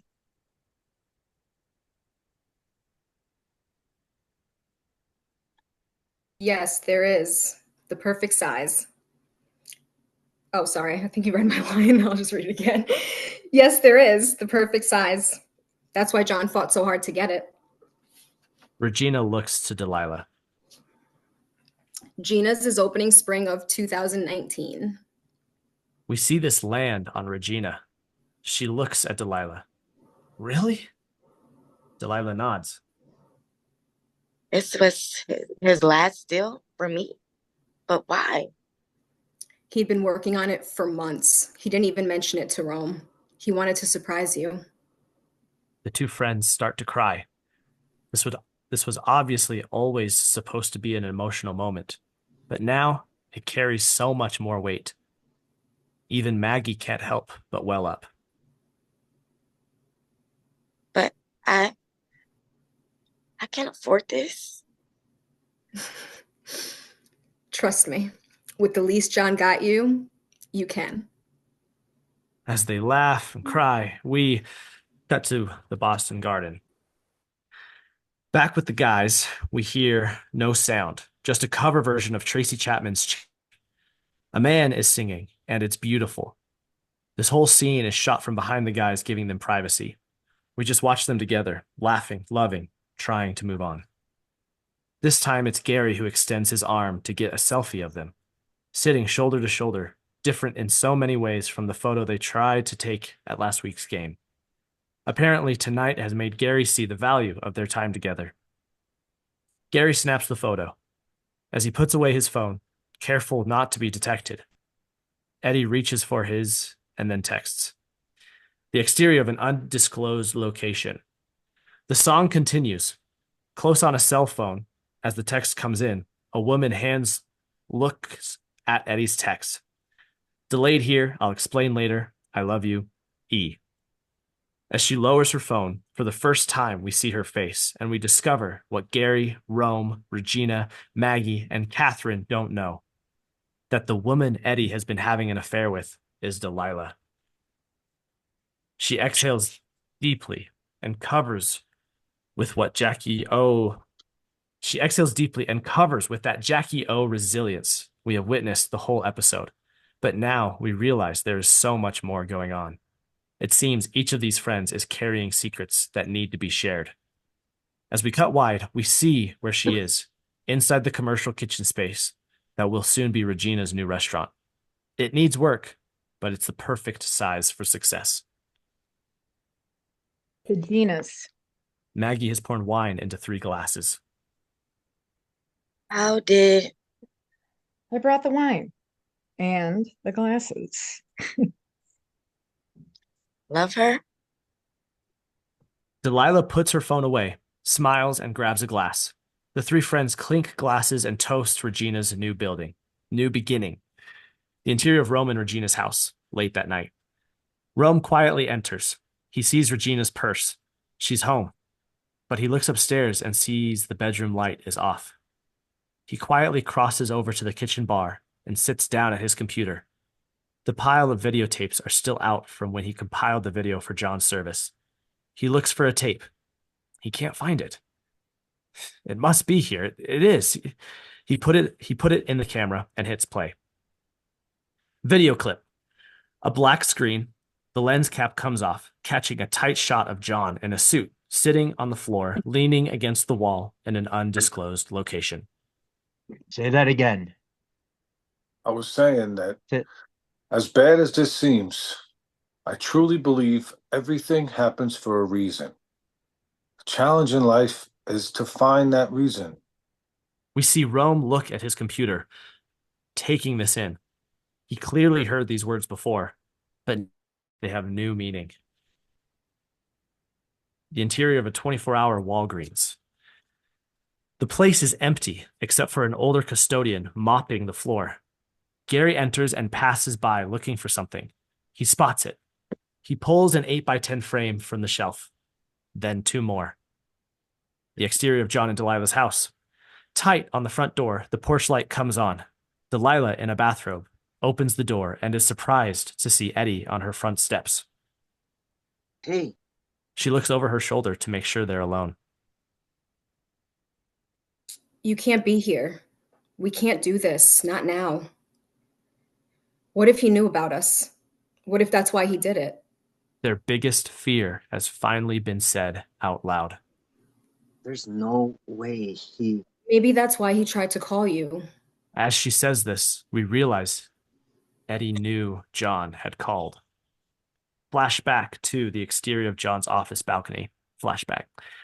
No sound except the sound of the guitar from the song. John stands on the balcony, ending his business call. He scrolls through the favorites on his phone. He presses Eddie very calmly. He puts the phone to his ear. The interior of a hotel room. An elegant hotel room. Eddie and Delilah lie in bed, post-coital. Eddie's phone rings. He looks at it. It's John. You should answer it, just so... It's okay. I'll call him from the car in 5 minutes. The exterior of John and Delilah's house, where we left them. Back with Eddie and Delilah. He didn't know. Maybe. But I know. I know what we were doing. Just then, from inside the house. Mom? Please. Eddie looks at her. He's never needed anyone so much. Tell me you don't love me, and I'll leave right now. She pauses just enough for him to know she does. If you love me, you'll leave right now. With that, she closes the door, leaving him standing there. The interior of an undisclosed location several years ago. Cut back to Rome's footage. The clip of John continues. Look, sometimes what happens is shitty. And you think, what good can possibly come from this? The interior of the 24-hour Walgreens. With 3 frames in hand, Gary passes the guy mopping and approaches the photo counter where a saleswoman, late 30s, blue vest, puts photos in envelopes. Gary smiles at her. She smiles back. The interior of Maggie's apartment. Maggie comes in from a late-night jog, sweaty, out of breath. Live. She puts her keys down and checks her cell phone to see if she got an email from Gary. She has a missed call and a voicemail. She plays the message as she takes a drink of water. Maggie, it's Dr. Gordon. You missed your appointment today. If we're going to beat this thing again, you have to stick to our chemo schedule. Call me first thing. I need to see you tomorrow. We realize that, unlike Gary, Maggie's cancer has come back. When she said people have secrets that their friends don't know about, she was including herself. The interior of Eddie and Catherine's house. Eddie walks down the dark hallway. Everyone is asleep. From behind him, we see him set Catherine's briefcase at the door. A thoughtful gesture. On the table, we see Eddie's phone. On display, it says, one new voicemail. John. He picks up the phone and puts it in his pocket. He can't bring himself to listen to it. As he turns around, we see he's holding a brown bag. He pulls out an unopened fifth of vodka. Shit. He crosses to the cabinet to grab a glass. But as he does, Hi, Daddy. Eddie turns and sees his son standing there in his pajamas, smiling up at him. Eddie tucks the bottle behind his back. I just wanted to get this. Caleb holds up the miniature hockey stick Eddie bought him after last week's game. Everything does happen for a reason. The interior of a 24-hour Walgreens men's room. Gary and the saleswoman burst through the door, making out. He backs her up against the sink. It's on. As he goes to unhook her bra, he catches himself in the mirror. He stops. He backs off her and straightens her shirt and vest. Sorry, I can't. She nods. She gets it. It's okay. The interior of John and Delilah's walk-in closet. Delilah sits at her makeup mirror, taking off her earrings. As she opens her jewelry box, she sees something. It can't be. She looks over her shoulder to confirm she's alone and pulls out Eddie's necklace. We see it on her face. She's not the one who put it there, but who did? She breaks down. The interior of John's office. Ashley sits at John's desk, illuminated only by the light of his computer. The blue envelopes next to her. She types Rutledge in the search bar. 12 files come up. She highlights them all and hits delete. Cut to the interior of an undisclosed location, several years ago, back to Rome's footage. Back with John. But as bad as things may seem, there is good. And you will find it. John offers his trademark smile. Rome zooms out, revealing Eddie and Gary sitting next to John. They're in an elevator. This is the day they met.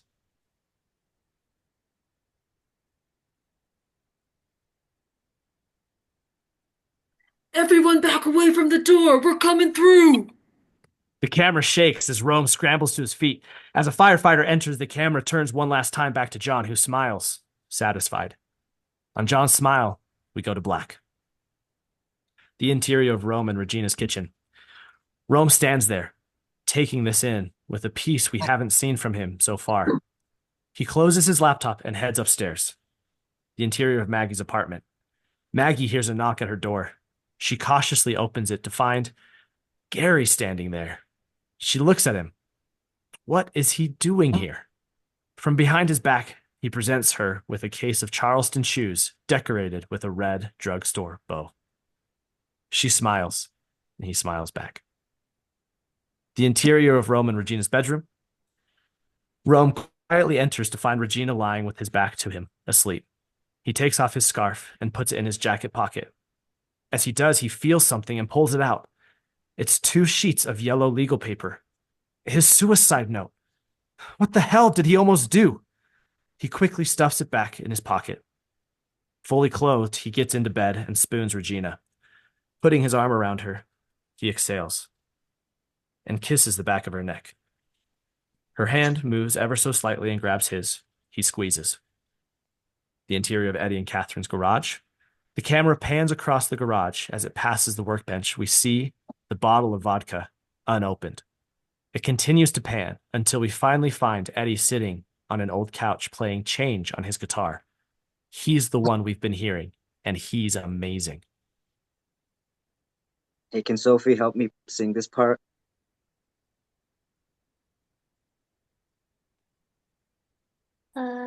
Sure. I Thank don't you. remember. It's just probably the same way that you sang your first part. The last Yeah. page. On the last page, Sophie or Alexis. Okay. Let me find. Okay. I know it. Okay. Ready?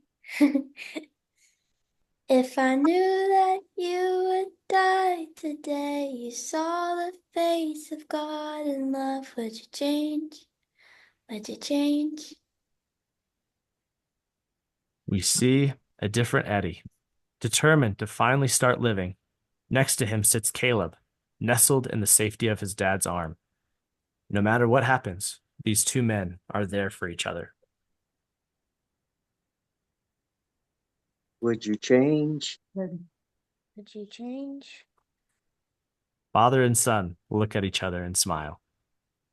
The exterior of Rome and Regina's townhouse. Holding his phone, Rome opens the front door.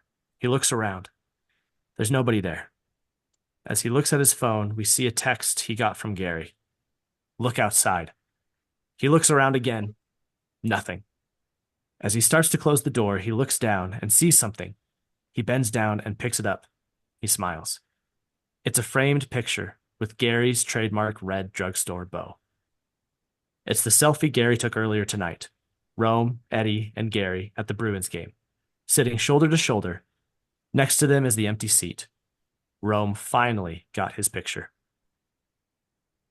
If you knew that you would die today, and you saw the face of God in love, would you change? Would you change?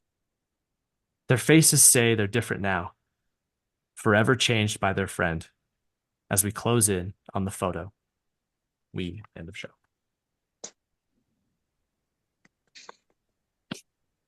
Yay! I'm not crying. Right? I'm not crying. I'm not crying at all.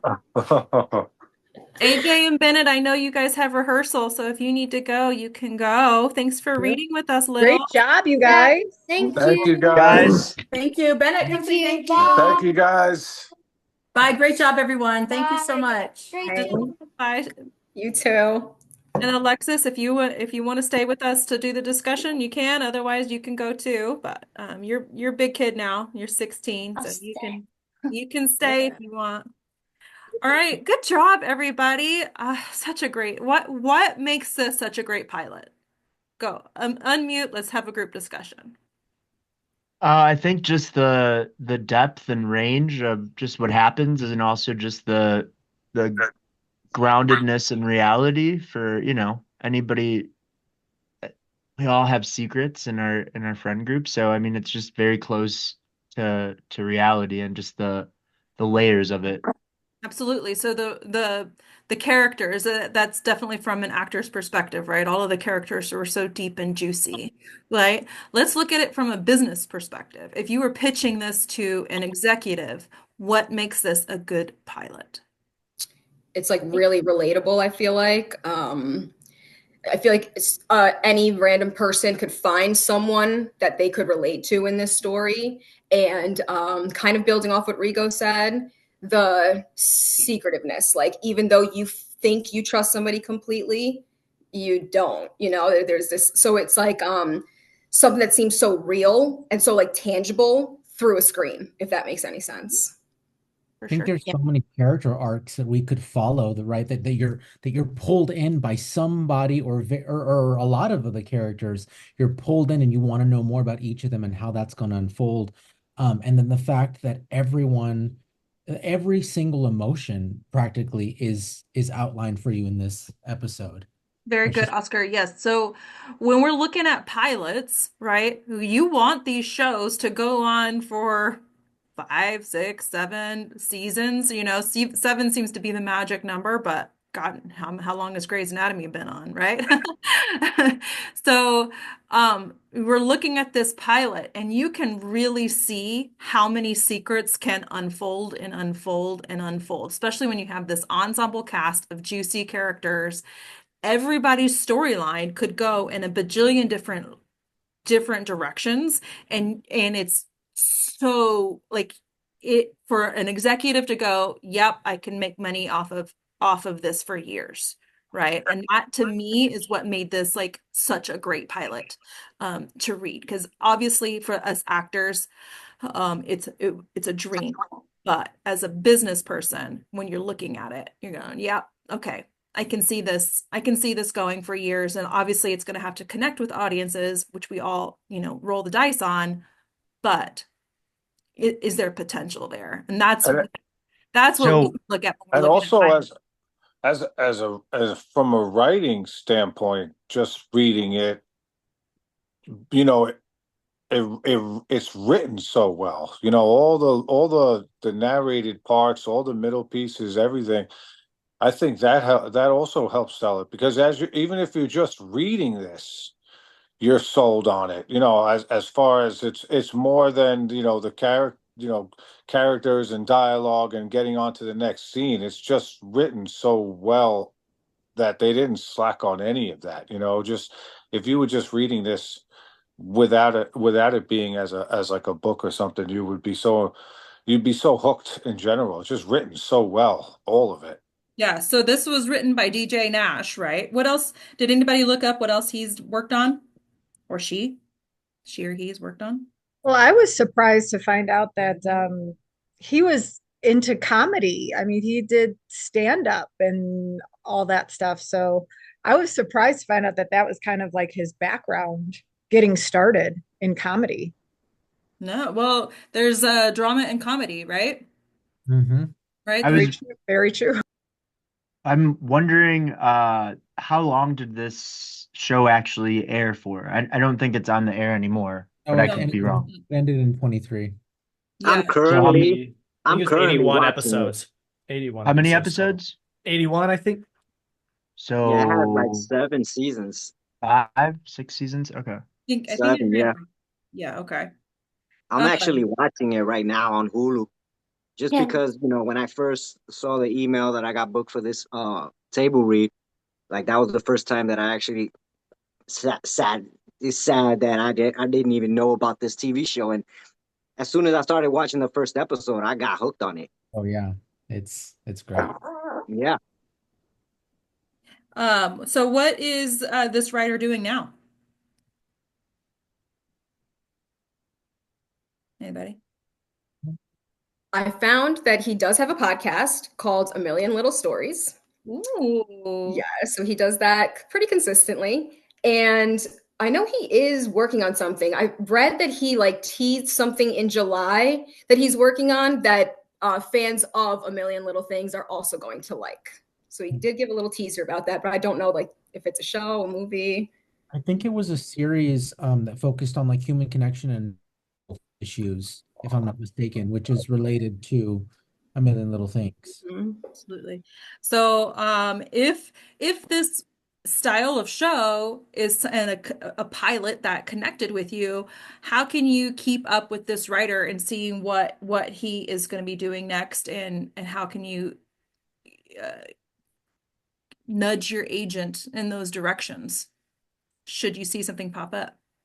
Probably like follow them on social media, see what other social media, listen to that podcast. He might mention on the podcast other things that he's doing.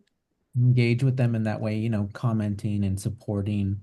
And then maybe if the information's available, seeing where they're shooting for whatever project he has. So where did he shoot this one, or where did they shoot this one? Canada? Vancouver. Vancouver for Boston. Happens a lot. Okay. Makes sense. Yeah, happens a lot. Canada is very specific about trying to use their local talent before they bring in non-local talent. So if you're a dual citizen in Canada, gold mine for you. Okay. So you don't lose that citizenship. You can't, right? But that's something that we want to look at too, right? Okay, I freaking loved the show when it came out. I was in, it was pre-pandemic, but when I saw it was shooting in Canada, I was like, okay, this for me shouldn't be something that I spend a lot of my resources on trying to get cast on, because there was very low likelihood that I was going to be brought to Canada to shoot a co-star or guest star because of where I was in my career at that time, right? So, but that's just my choices. You may have a different, it's like, know what? I'm going to Canada. I'm gonna put all my resources in it, right? So, but those are things that you can look at, right? If it's shooting in Europe, are you going to be able to go to Europe or wherever? A lot of us try to work local across the United States, but even that's hard, right? Even that's hard, especially working local where you're expected to be on a plane in 2 seconds. Okay. So just paying attention to where those are going. So DJ Nash was the writer. Who knows what a showrunner is? Everybody knows what showrunner means? Go ahead. It's basically the person who makes the creative decisions for the show. Like for movies, it's director, but for TV shows, it's showrunner. Yes, yes. So TV shows are ran basically by writers and the network, right? The writers are now called the producers versus in film, the producers are more the puzzle piecers, right? So showrunner is important. Whenever you see producer on, like if you're clicking on IMDb and it says producer, executive producer, blah, blah, blah, there's a gajillion different levels of producer on TV, and those are the levels of the writers. Okay, so that you can kind of learn that. Put a Google alert. If you loved his work and you want to follow it, put a Google search alert. Anytime something pops up, it should alert you. Right? And then hopefully you see stuff on Deadline or Variety or Hollywood Reporter, and that kind of stuff will give you little bugs in your ear that something is coming up from a writer or a showrunner that you like and you want to be involved with. Shondaland is a big one, right? She does so many things, right? If you have a Shondaland thing, you better have a ping on that so that you can nudge your agent in that. Tell me about some of the storylines and stuff that you found as actors in your roles. Some little secret nuggets. Anybody? Well, I kind of liked how there was a while ago I was like watching an interview with an actor. I forget who it was, Christopher Walken or something, and he was talking. I think he had to play a king or something like that, and he said, "Oh, like how he was trying to think to himself, like, how do I play this?" And then the technique that he used was to not think of it like he's a king, but he liked how the other characters, how they thought of him. And he used kind of that to get the most out of his character, where it was more about how everyone else sees him, because in his example there was people treating him as a king kind of helped him to get into his character. And I think with something like this, for me, when I see John, a lot of how I would approach this would be in the text of a lot of how everyone else talks and explains things about John. And I think a lot of this is interesting because of that. With all the characters, it's a different type of exercise and things to flesh out because they all know each other. They all have histories in different ways. They all talk about each other in different scenes when they're not around, things like that. And I think that this is like a great way to look into exploring things about your character, is exploring how the other ones talk about them, how they see them, how they are in scenes about them, which I found was really cool when you think of it in that way, Well, I think especially for John's character, because he's only seen in flashbacks, right? So your character is built on memories, right? Because you're not actively creating new ones. So that's definitely an interesting way to have made decisions for your character events, for sure. Yeah. There was a secret that I picked up on from John and Ashley, and I don't know if I'm just picking it up from the thing, but I think they were having an affair. I felt that way also, that there's something going on there. Brittany, did you think that?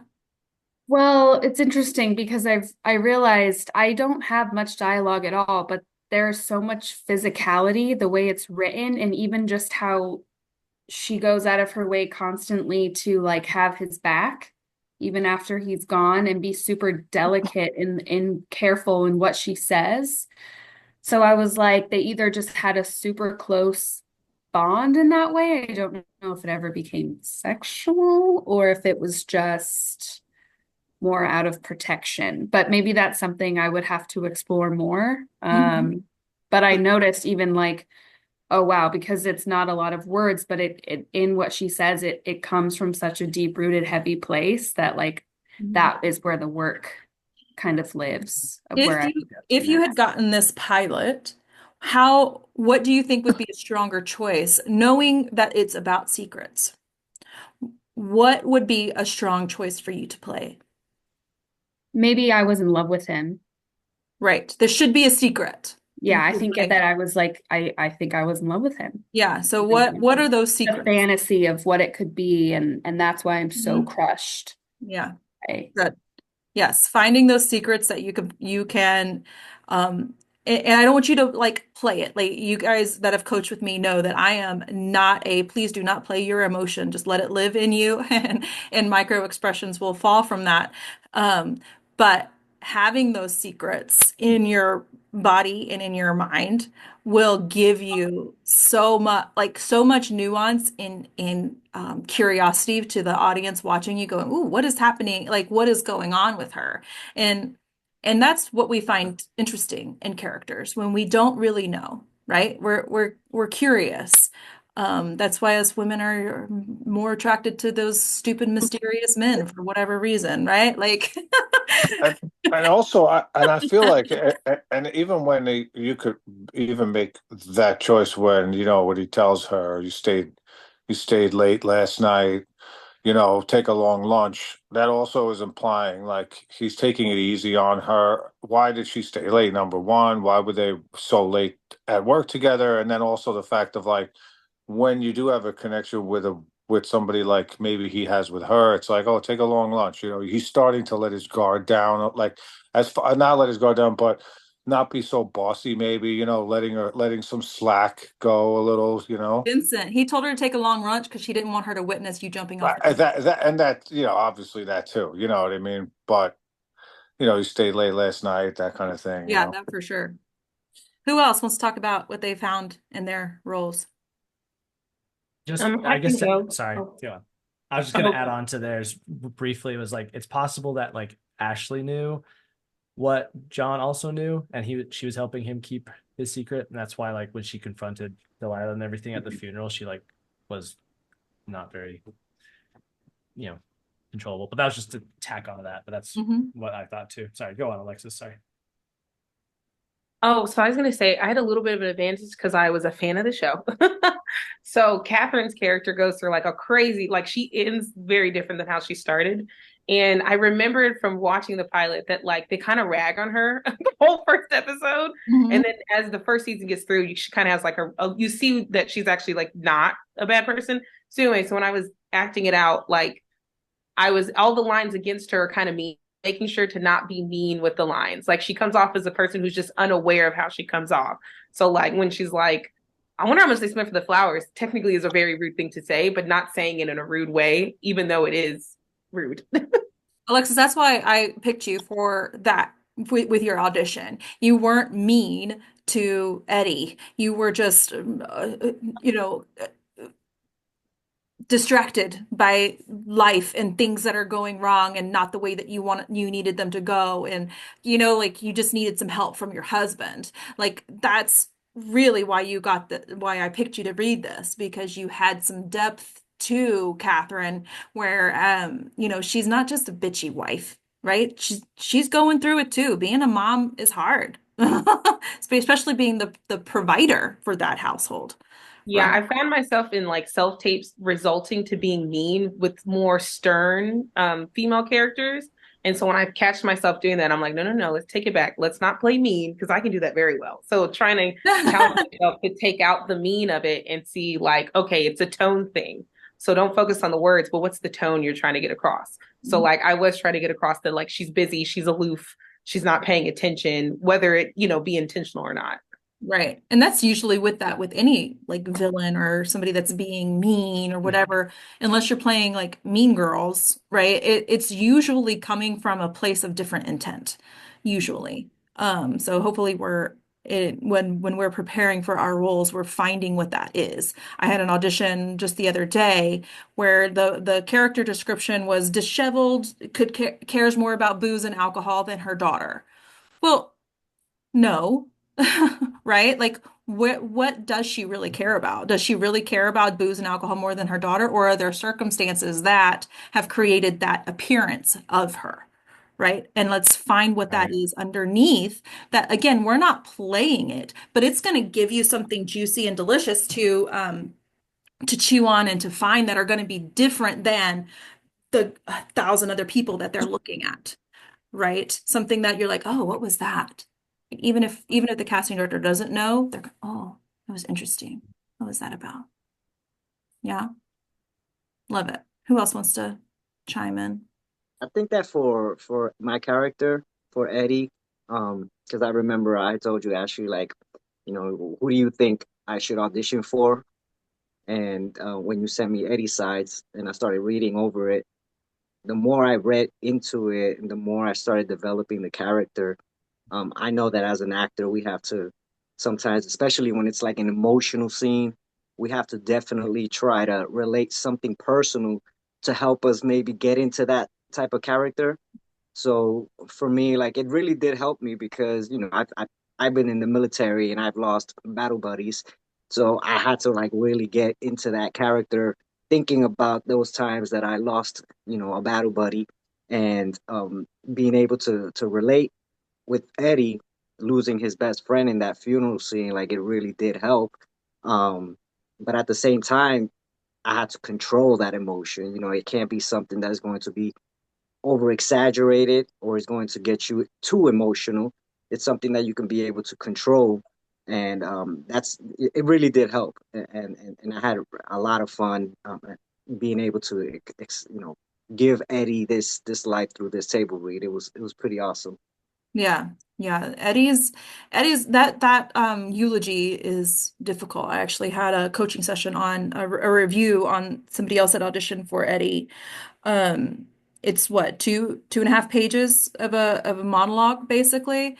Right. And it's filled with 10 years worth of memories. Okay. And when you're booking that as an audition, you have to be specific. Those memories have to be your memories, right? Absolutely. You can't say words out of your mouth that don't have meaning behind them. Okay. And if Yep, you're I agree. talking about memories, then that means that your memories have to be filled in whatever those memories are. And that eulogy gives some specific memories, but those memories have to be vivid and real. Otherwise, their character wouldn't be talking about them. Right. Right. So, um, one of you guys said something that made me think of another note that I like to live by is finding the norm of these people's lives. What's normal in this group? Okay. The going to the football game the hockey game every whatever day of the week. Bullshitting around with the friends. The wives are not gonna, are supportive of each other. Everybody is supportive of, and that's the norm here. Now, we make a TV show, unless you're Seinfeld, right? You make a TV show because something has disrupted that norm. Okay, so what is our norm? And then what is this disruption? Okay, and we're going to find that. And then how does that disrupt our norm? And how do we resolve around that? I can't remember who said what to make me think about that little note. But yeah. What else, you guys? Did you guys have fun? Yeah, it was fun. Yeah. Did you guys find that people read differently than you had in your brain when you were reading the script? Yeah. Yes. Yeah. Definitely. Did that make it, did it throw you off or did it make it more interesting? Like what? What? Well, I thought that Kimberly did like a really good job with Maggie, just the way that she was saying it. Like I was like, oh wow, like she really understands her character, and that like really helped me understand my character. Thank you, Alexis. I loved Maggie, and I think what I loved was that she's coming into this very close group of friends as an outsider. And she's looked at as, oh, who's this broad? Who's this? Number 147. Exactly. I'm number 147. But because she's a clinical therapist, she's a great listener. So I think that whole thing of being in John and Delilah's house, sitting having coffee or appetizers or whatever it is, she's able to take it in. But I don't even think the way that I played it for the audition and saw that whole scene was she just kind of blurts out, maybe he just lost sight of the horizon. And I feel like she didn't even realize she said it until there's just this silence and they're all staring at her. And then she's kind of like, well, I'm saying this because there was this documentary on, and, she's a great listener, but now the curveball there is that she's hit with this bomb of your cancer's back. So every day she goes into work and she takes on everybody else's load on her shoulders. Now, who am I going to talk to? She hasn't mentioned this to anybody, not her family or closest friends and so on. And You so can't now even mention it to these people because they're going through their own shit. Absolutely. How am I going to talk about my thing when their best friend just committed suicide? So I love that. And then I love the whole thing with her and Gary, because Gary has met his match.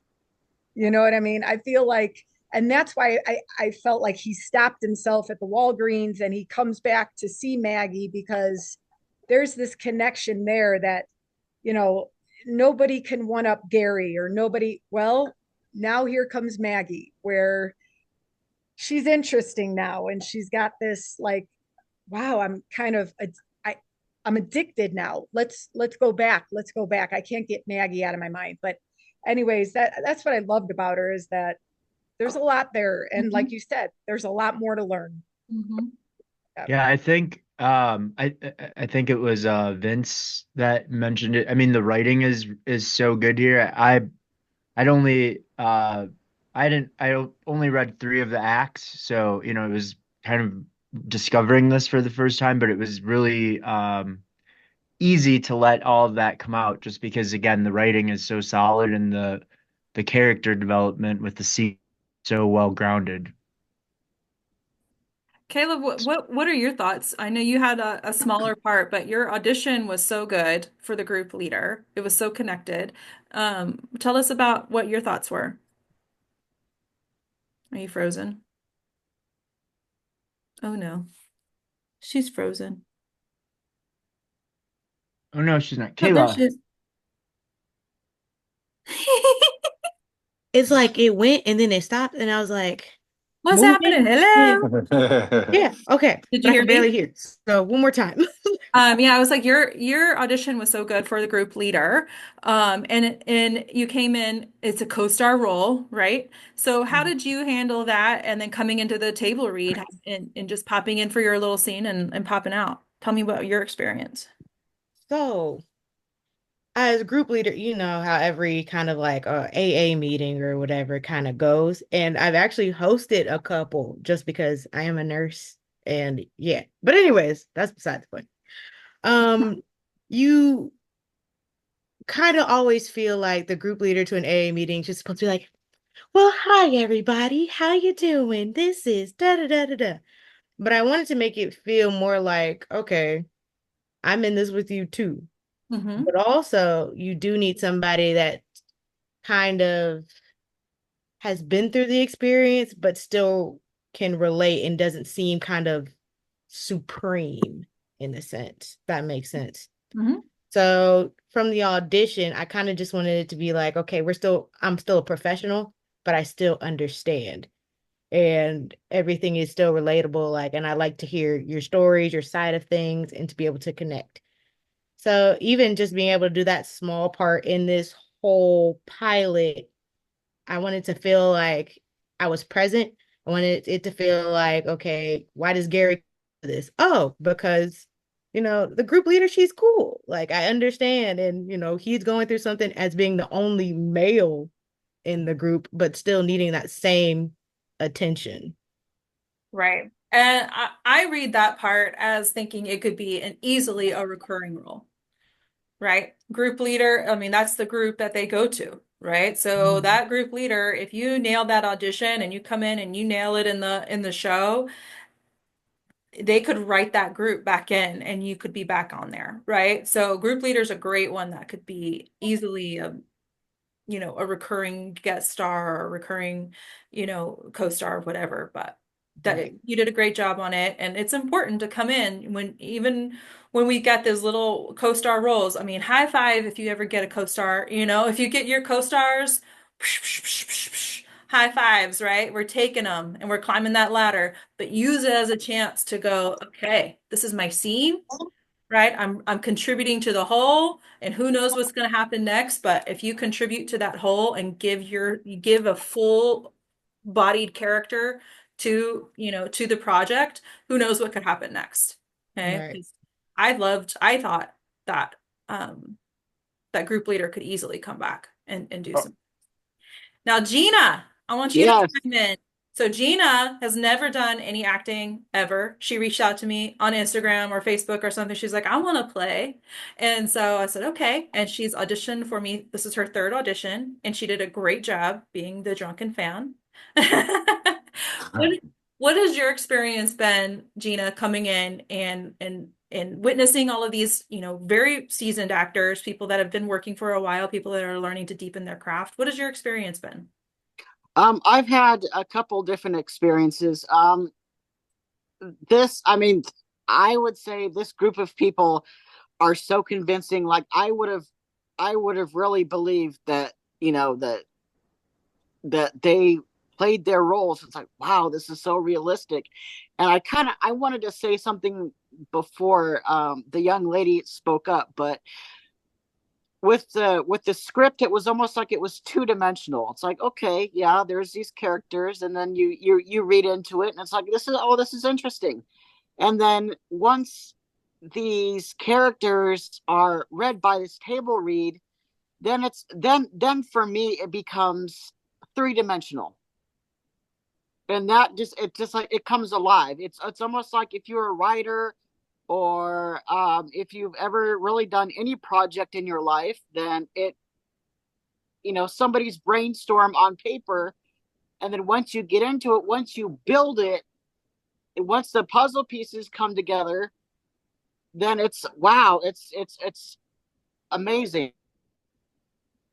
Good. It's true. Yeah. Once, especially as a producer, finding your cast, it really just makes it all of those dimensions come together, right? Every single layer that you put on is important. Yeah, it's making a sandwich. It's like, okay, the paper just says there's a sandwich, but then once it really starts to build, then it's a whole different flavor.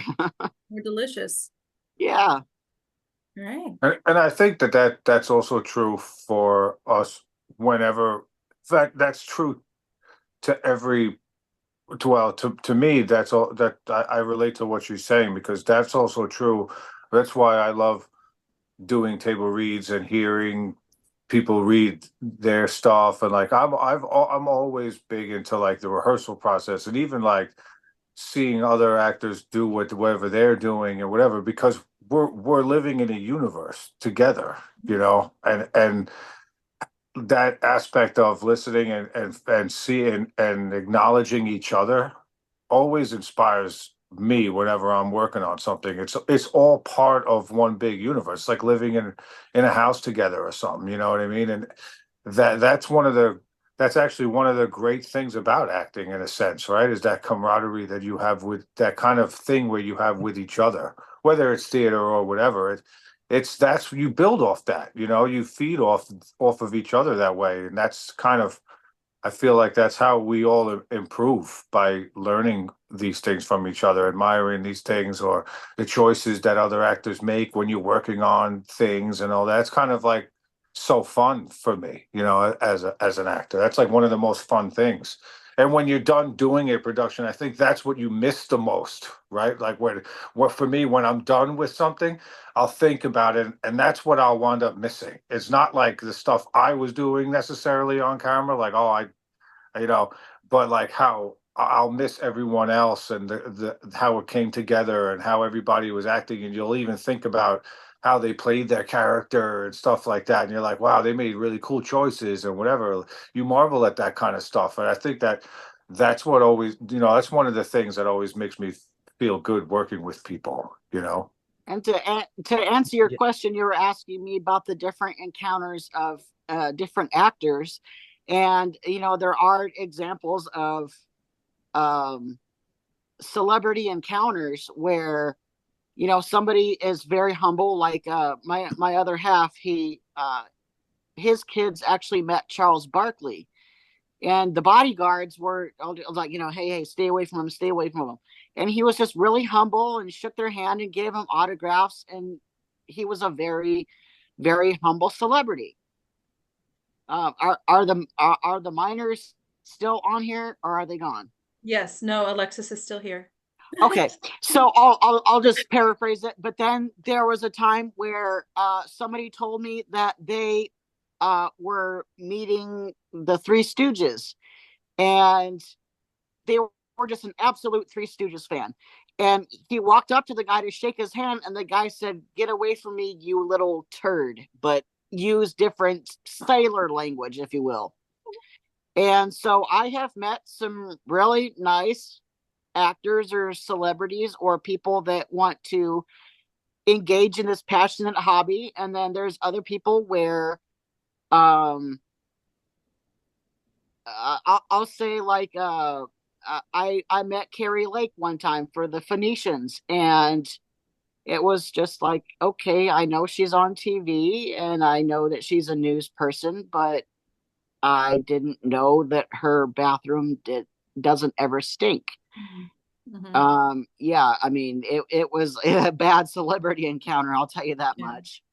Well, as far as this family, I really do hope that the Desert Playhouse becomes a community for you guys to all come and have a safe place to work, a safe place to go experiment and do new things. Like if you want to come in and do another table read, and that's why I usually cast ethnicity open, as I want to make sure everybody has a chance to read for roles that they connect with, without having to worry about what politics has, right? So Yeah.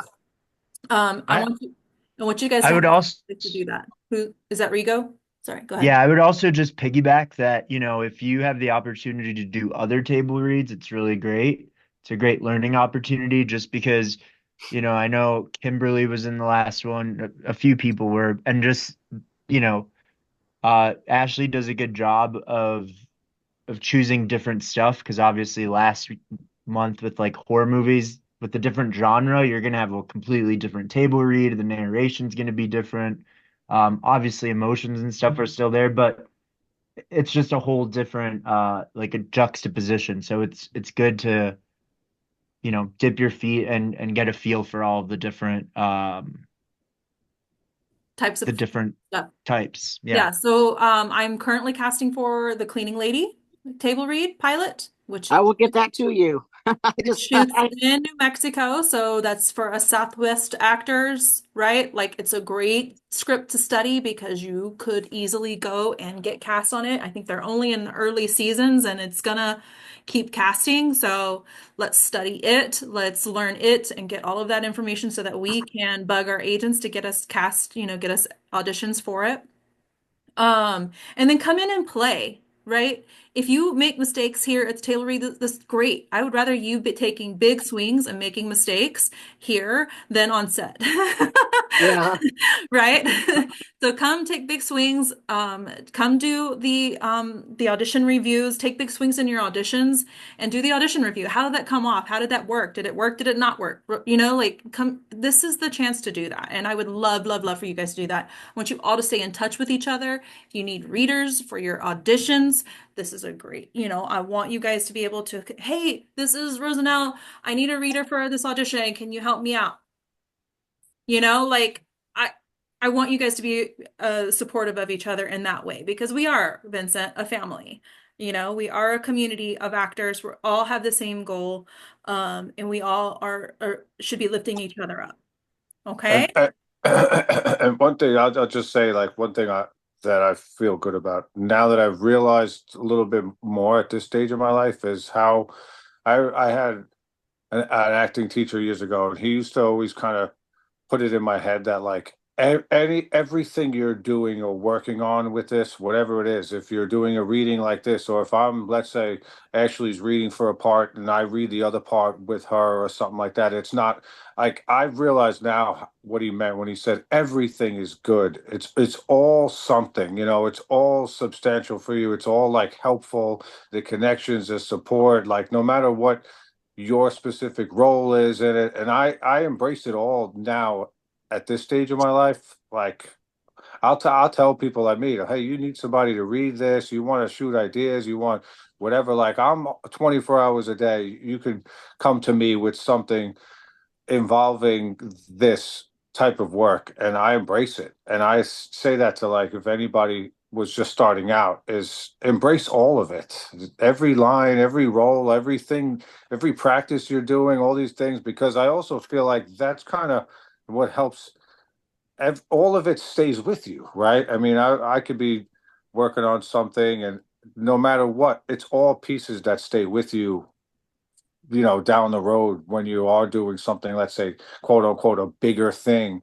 All those little things all help in some way. I still go to the library sometimes and I'll look for scene books or monologue books or whatever just to read or poke around. I'll tell friends of mine, hey, you want to read a scene? You want to like break it down, go over it? Because it's all fun. It's what we love. You know, it's all good. That's why when I see you with this opportunity to do this Zoom call, I'm like, hell yeah, I'd love to jump in and audition for this. I love this stuff, you know. Awesome. Well, Cleaning Ladies next. Next month is going to be Christmas movies. We're going to do Love Actually. And then because there's a lot of roles in it.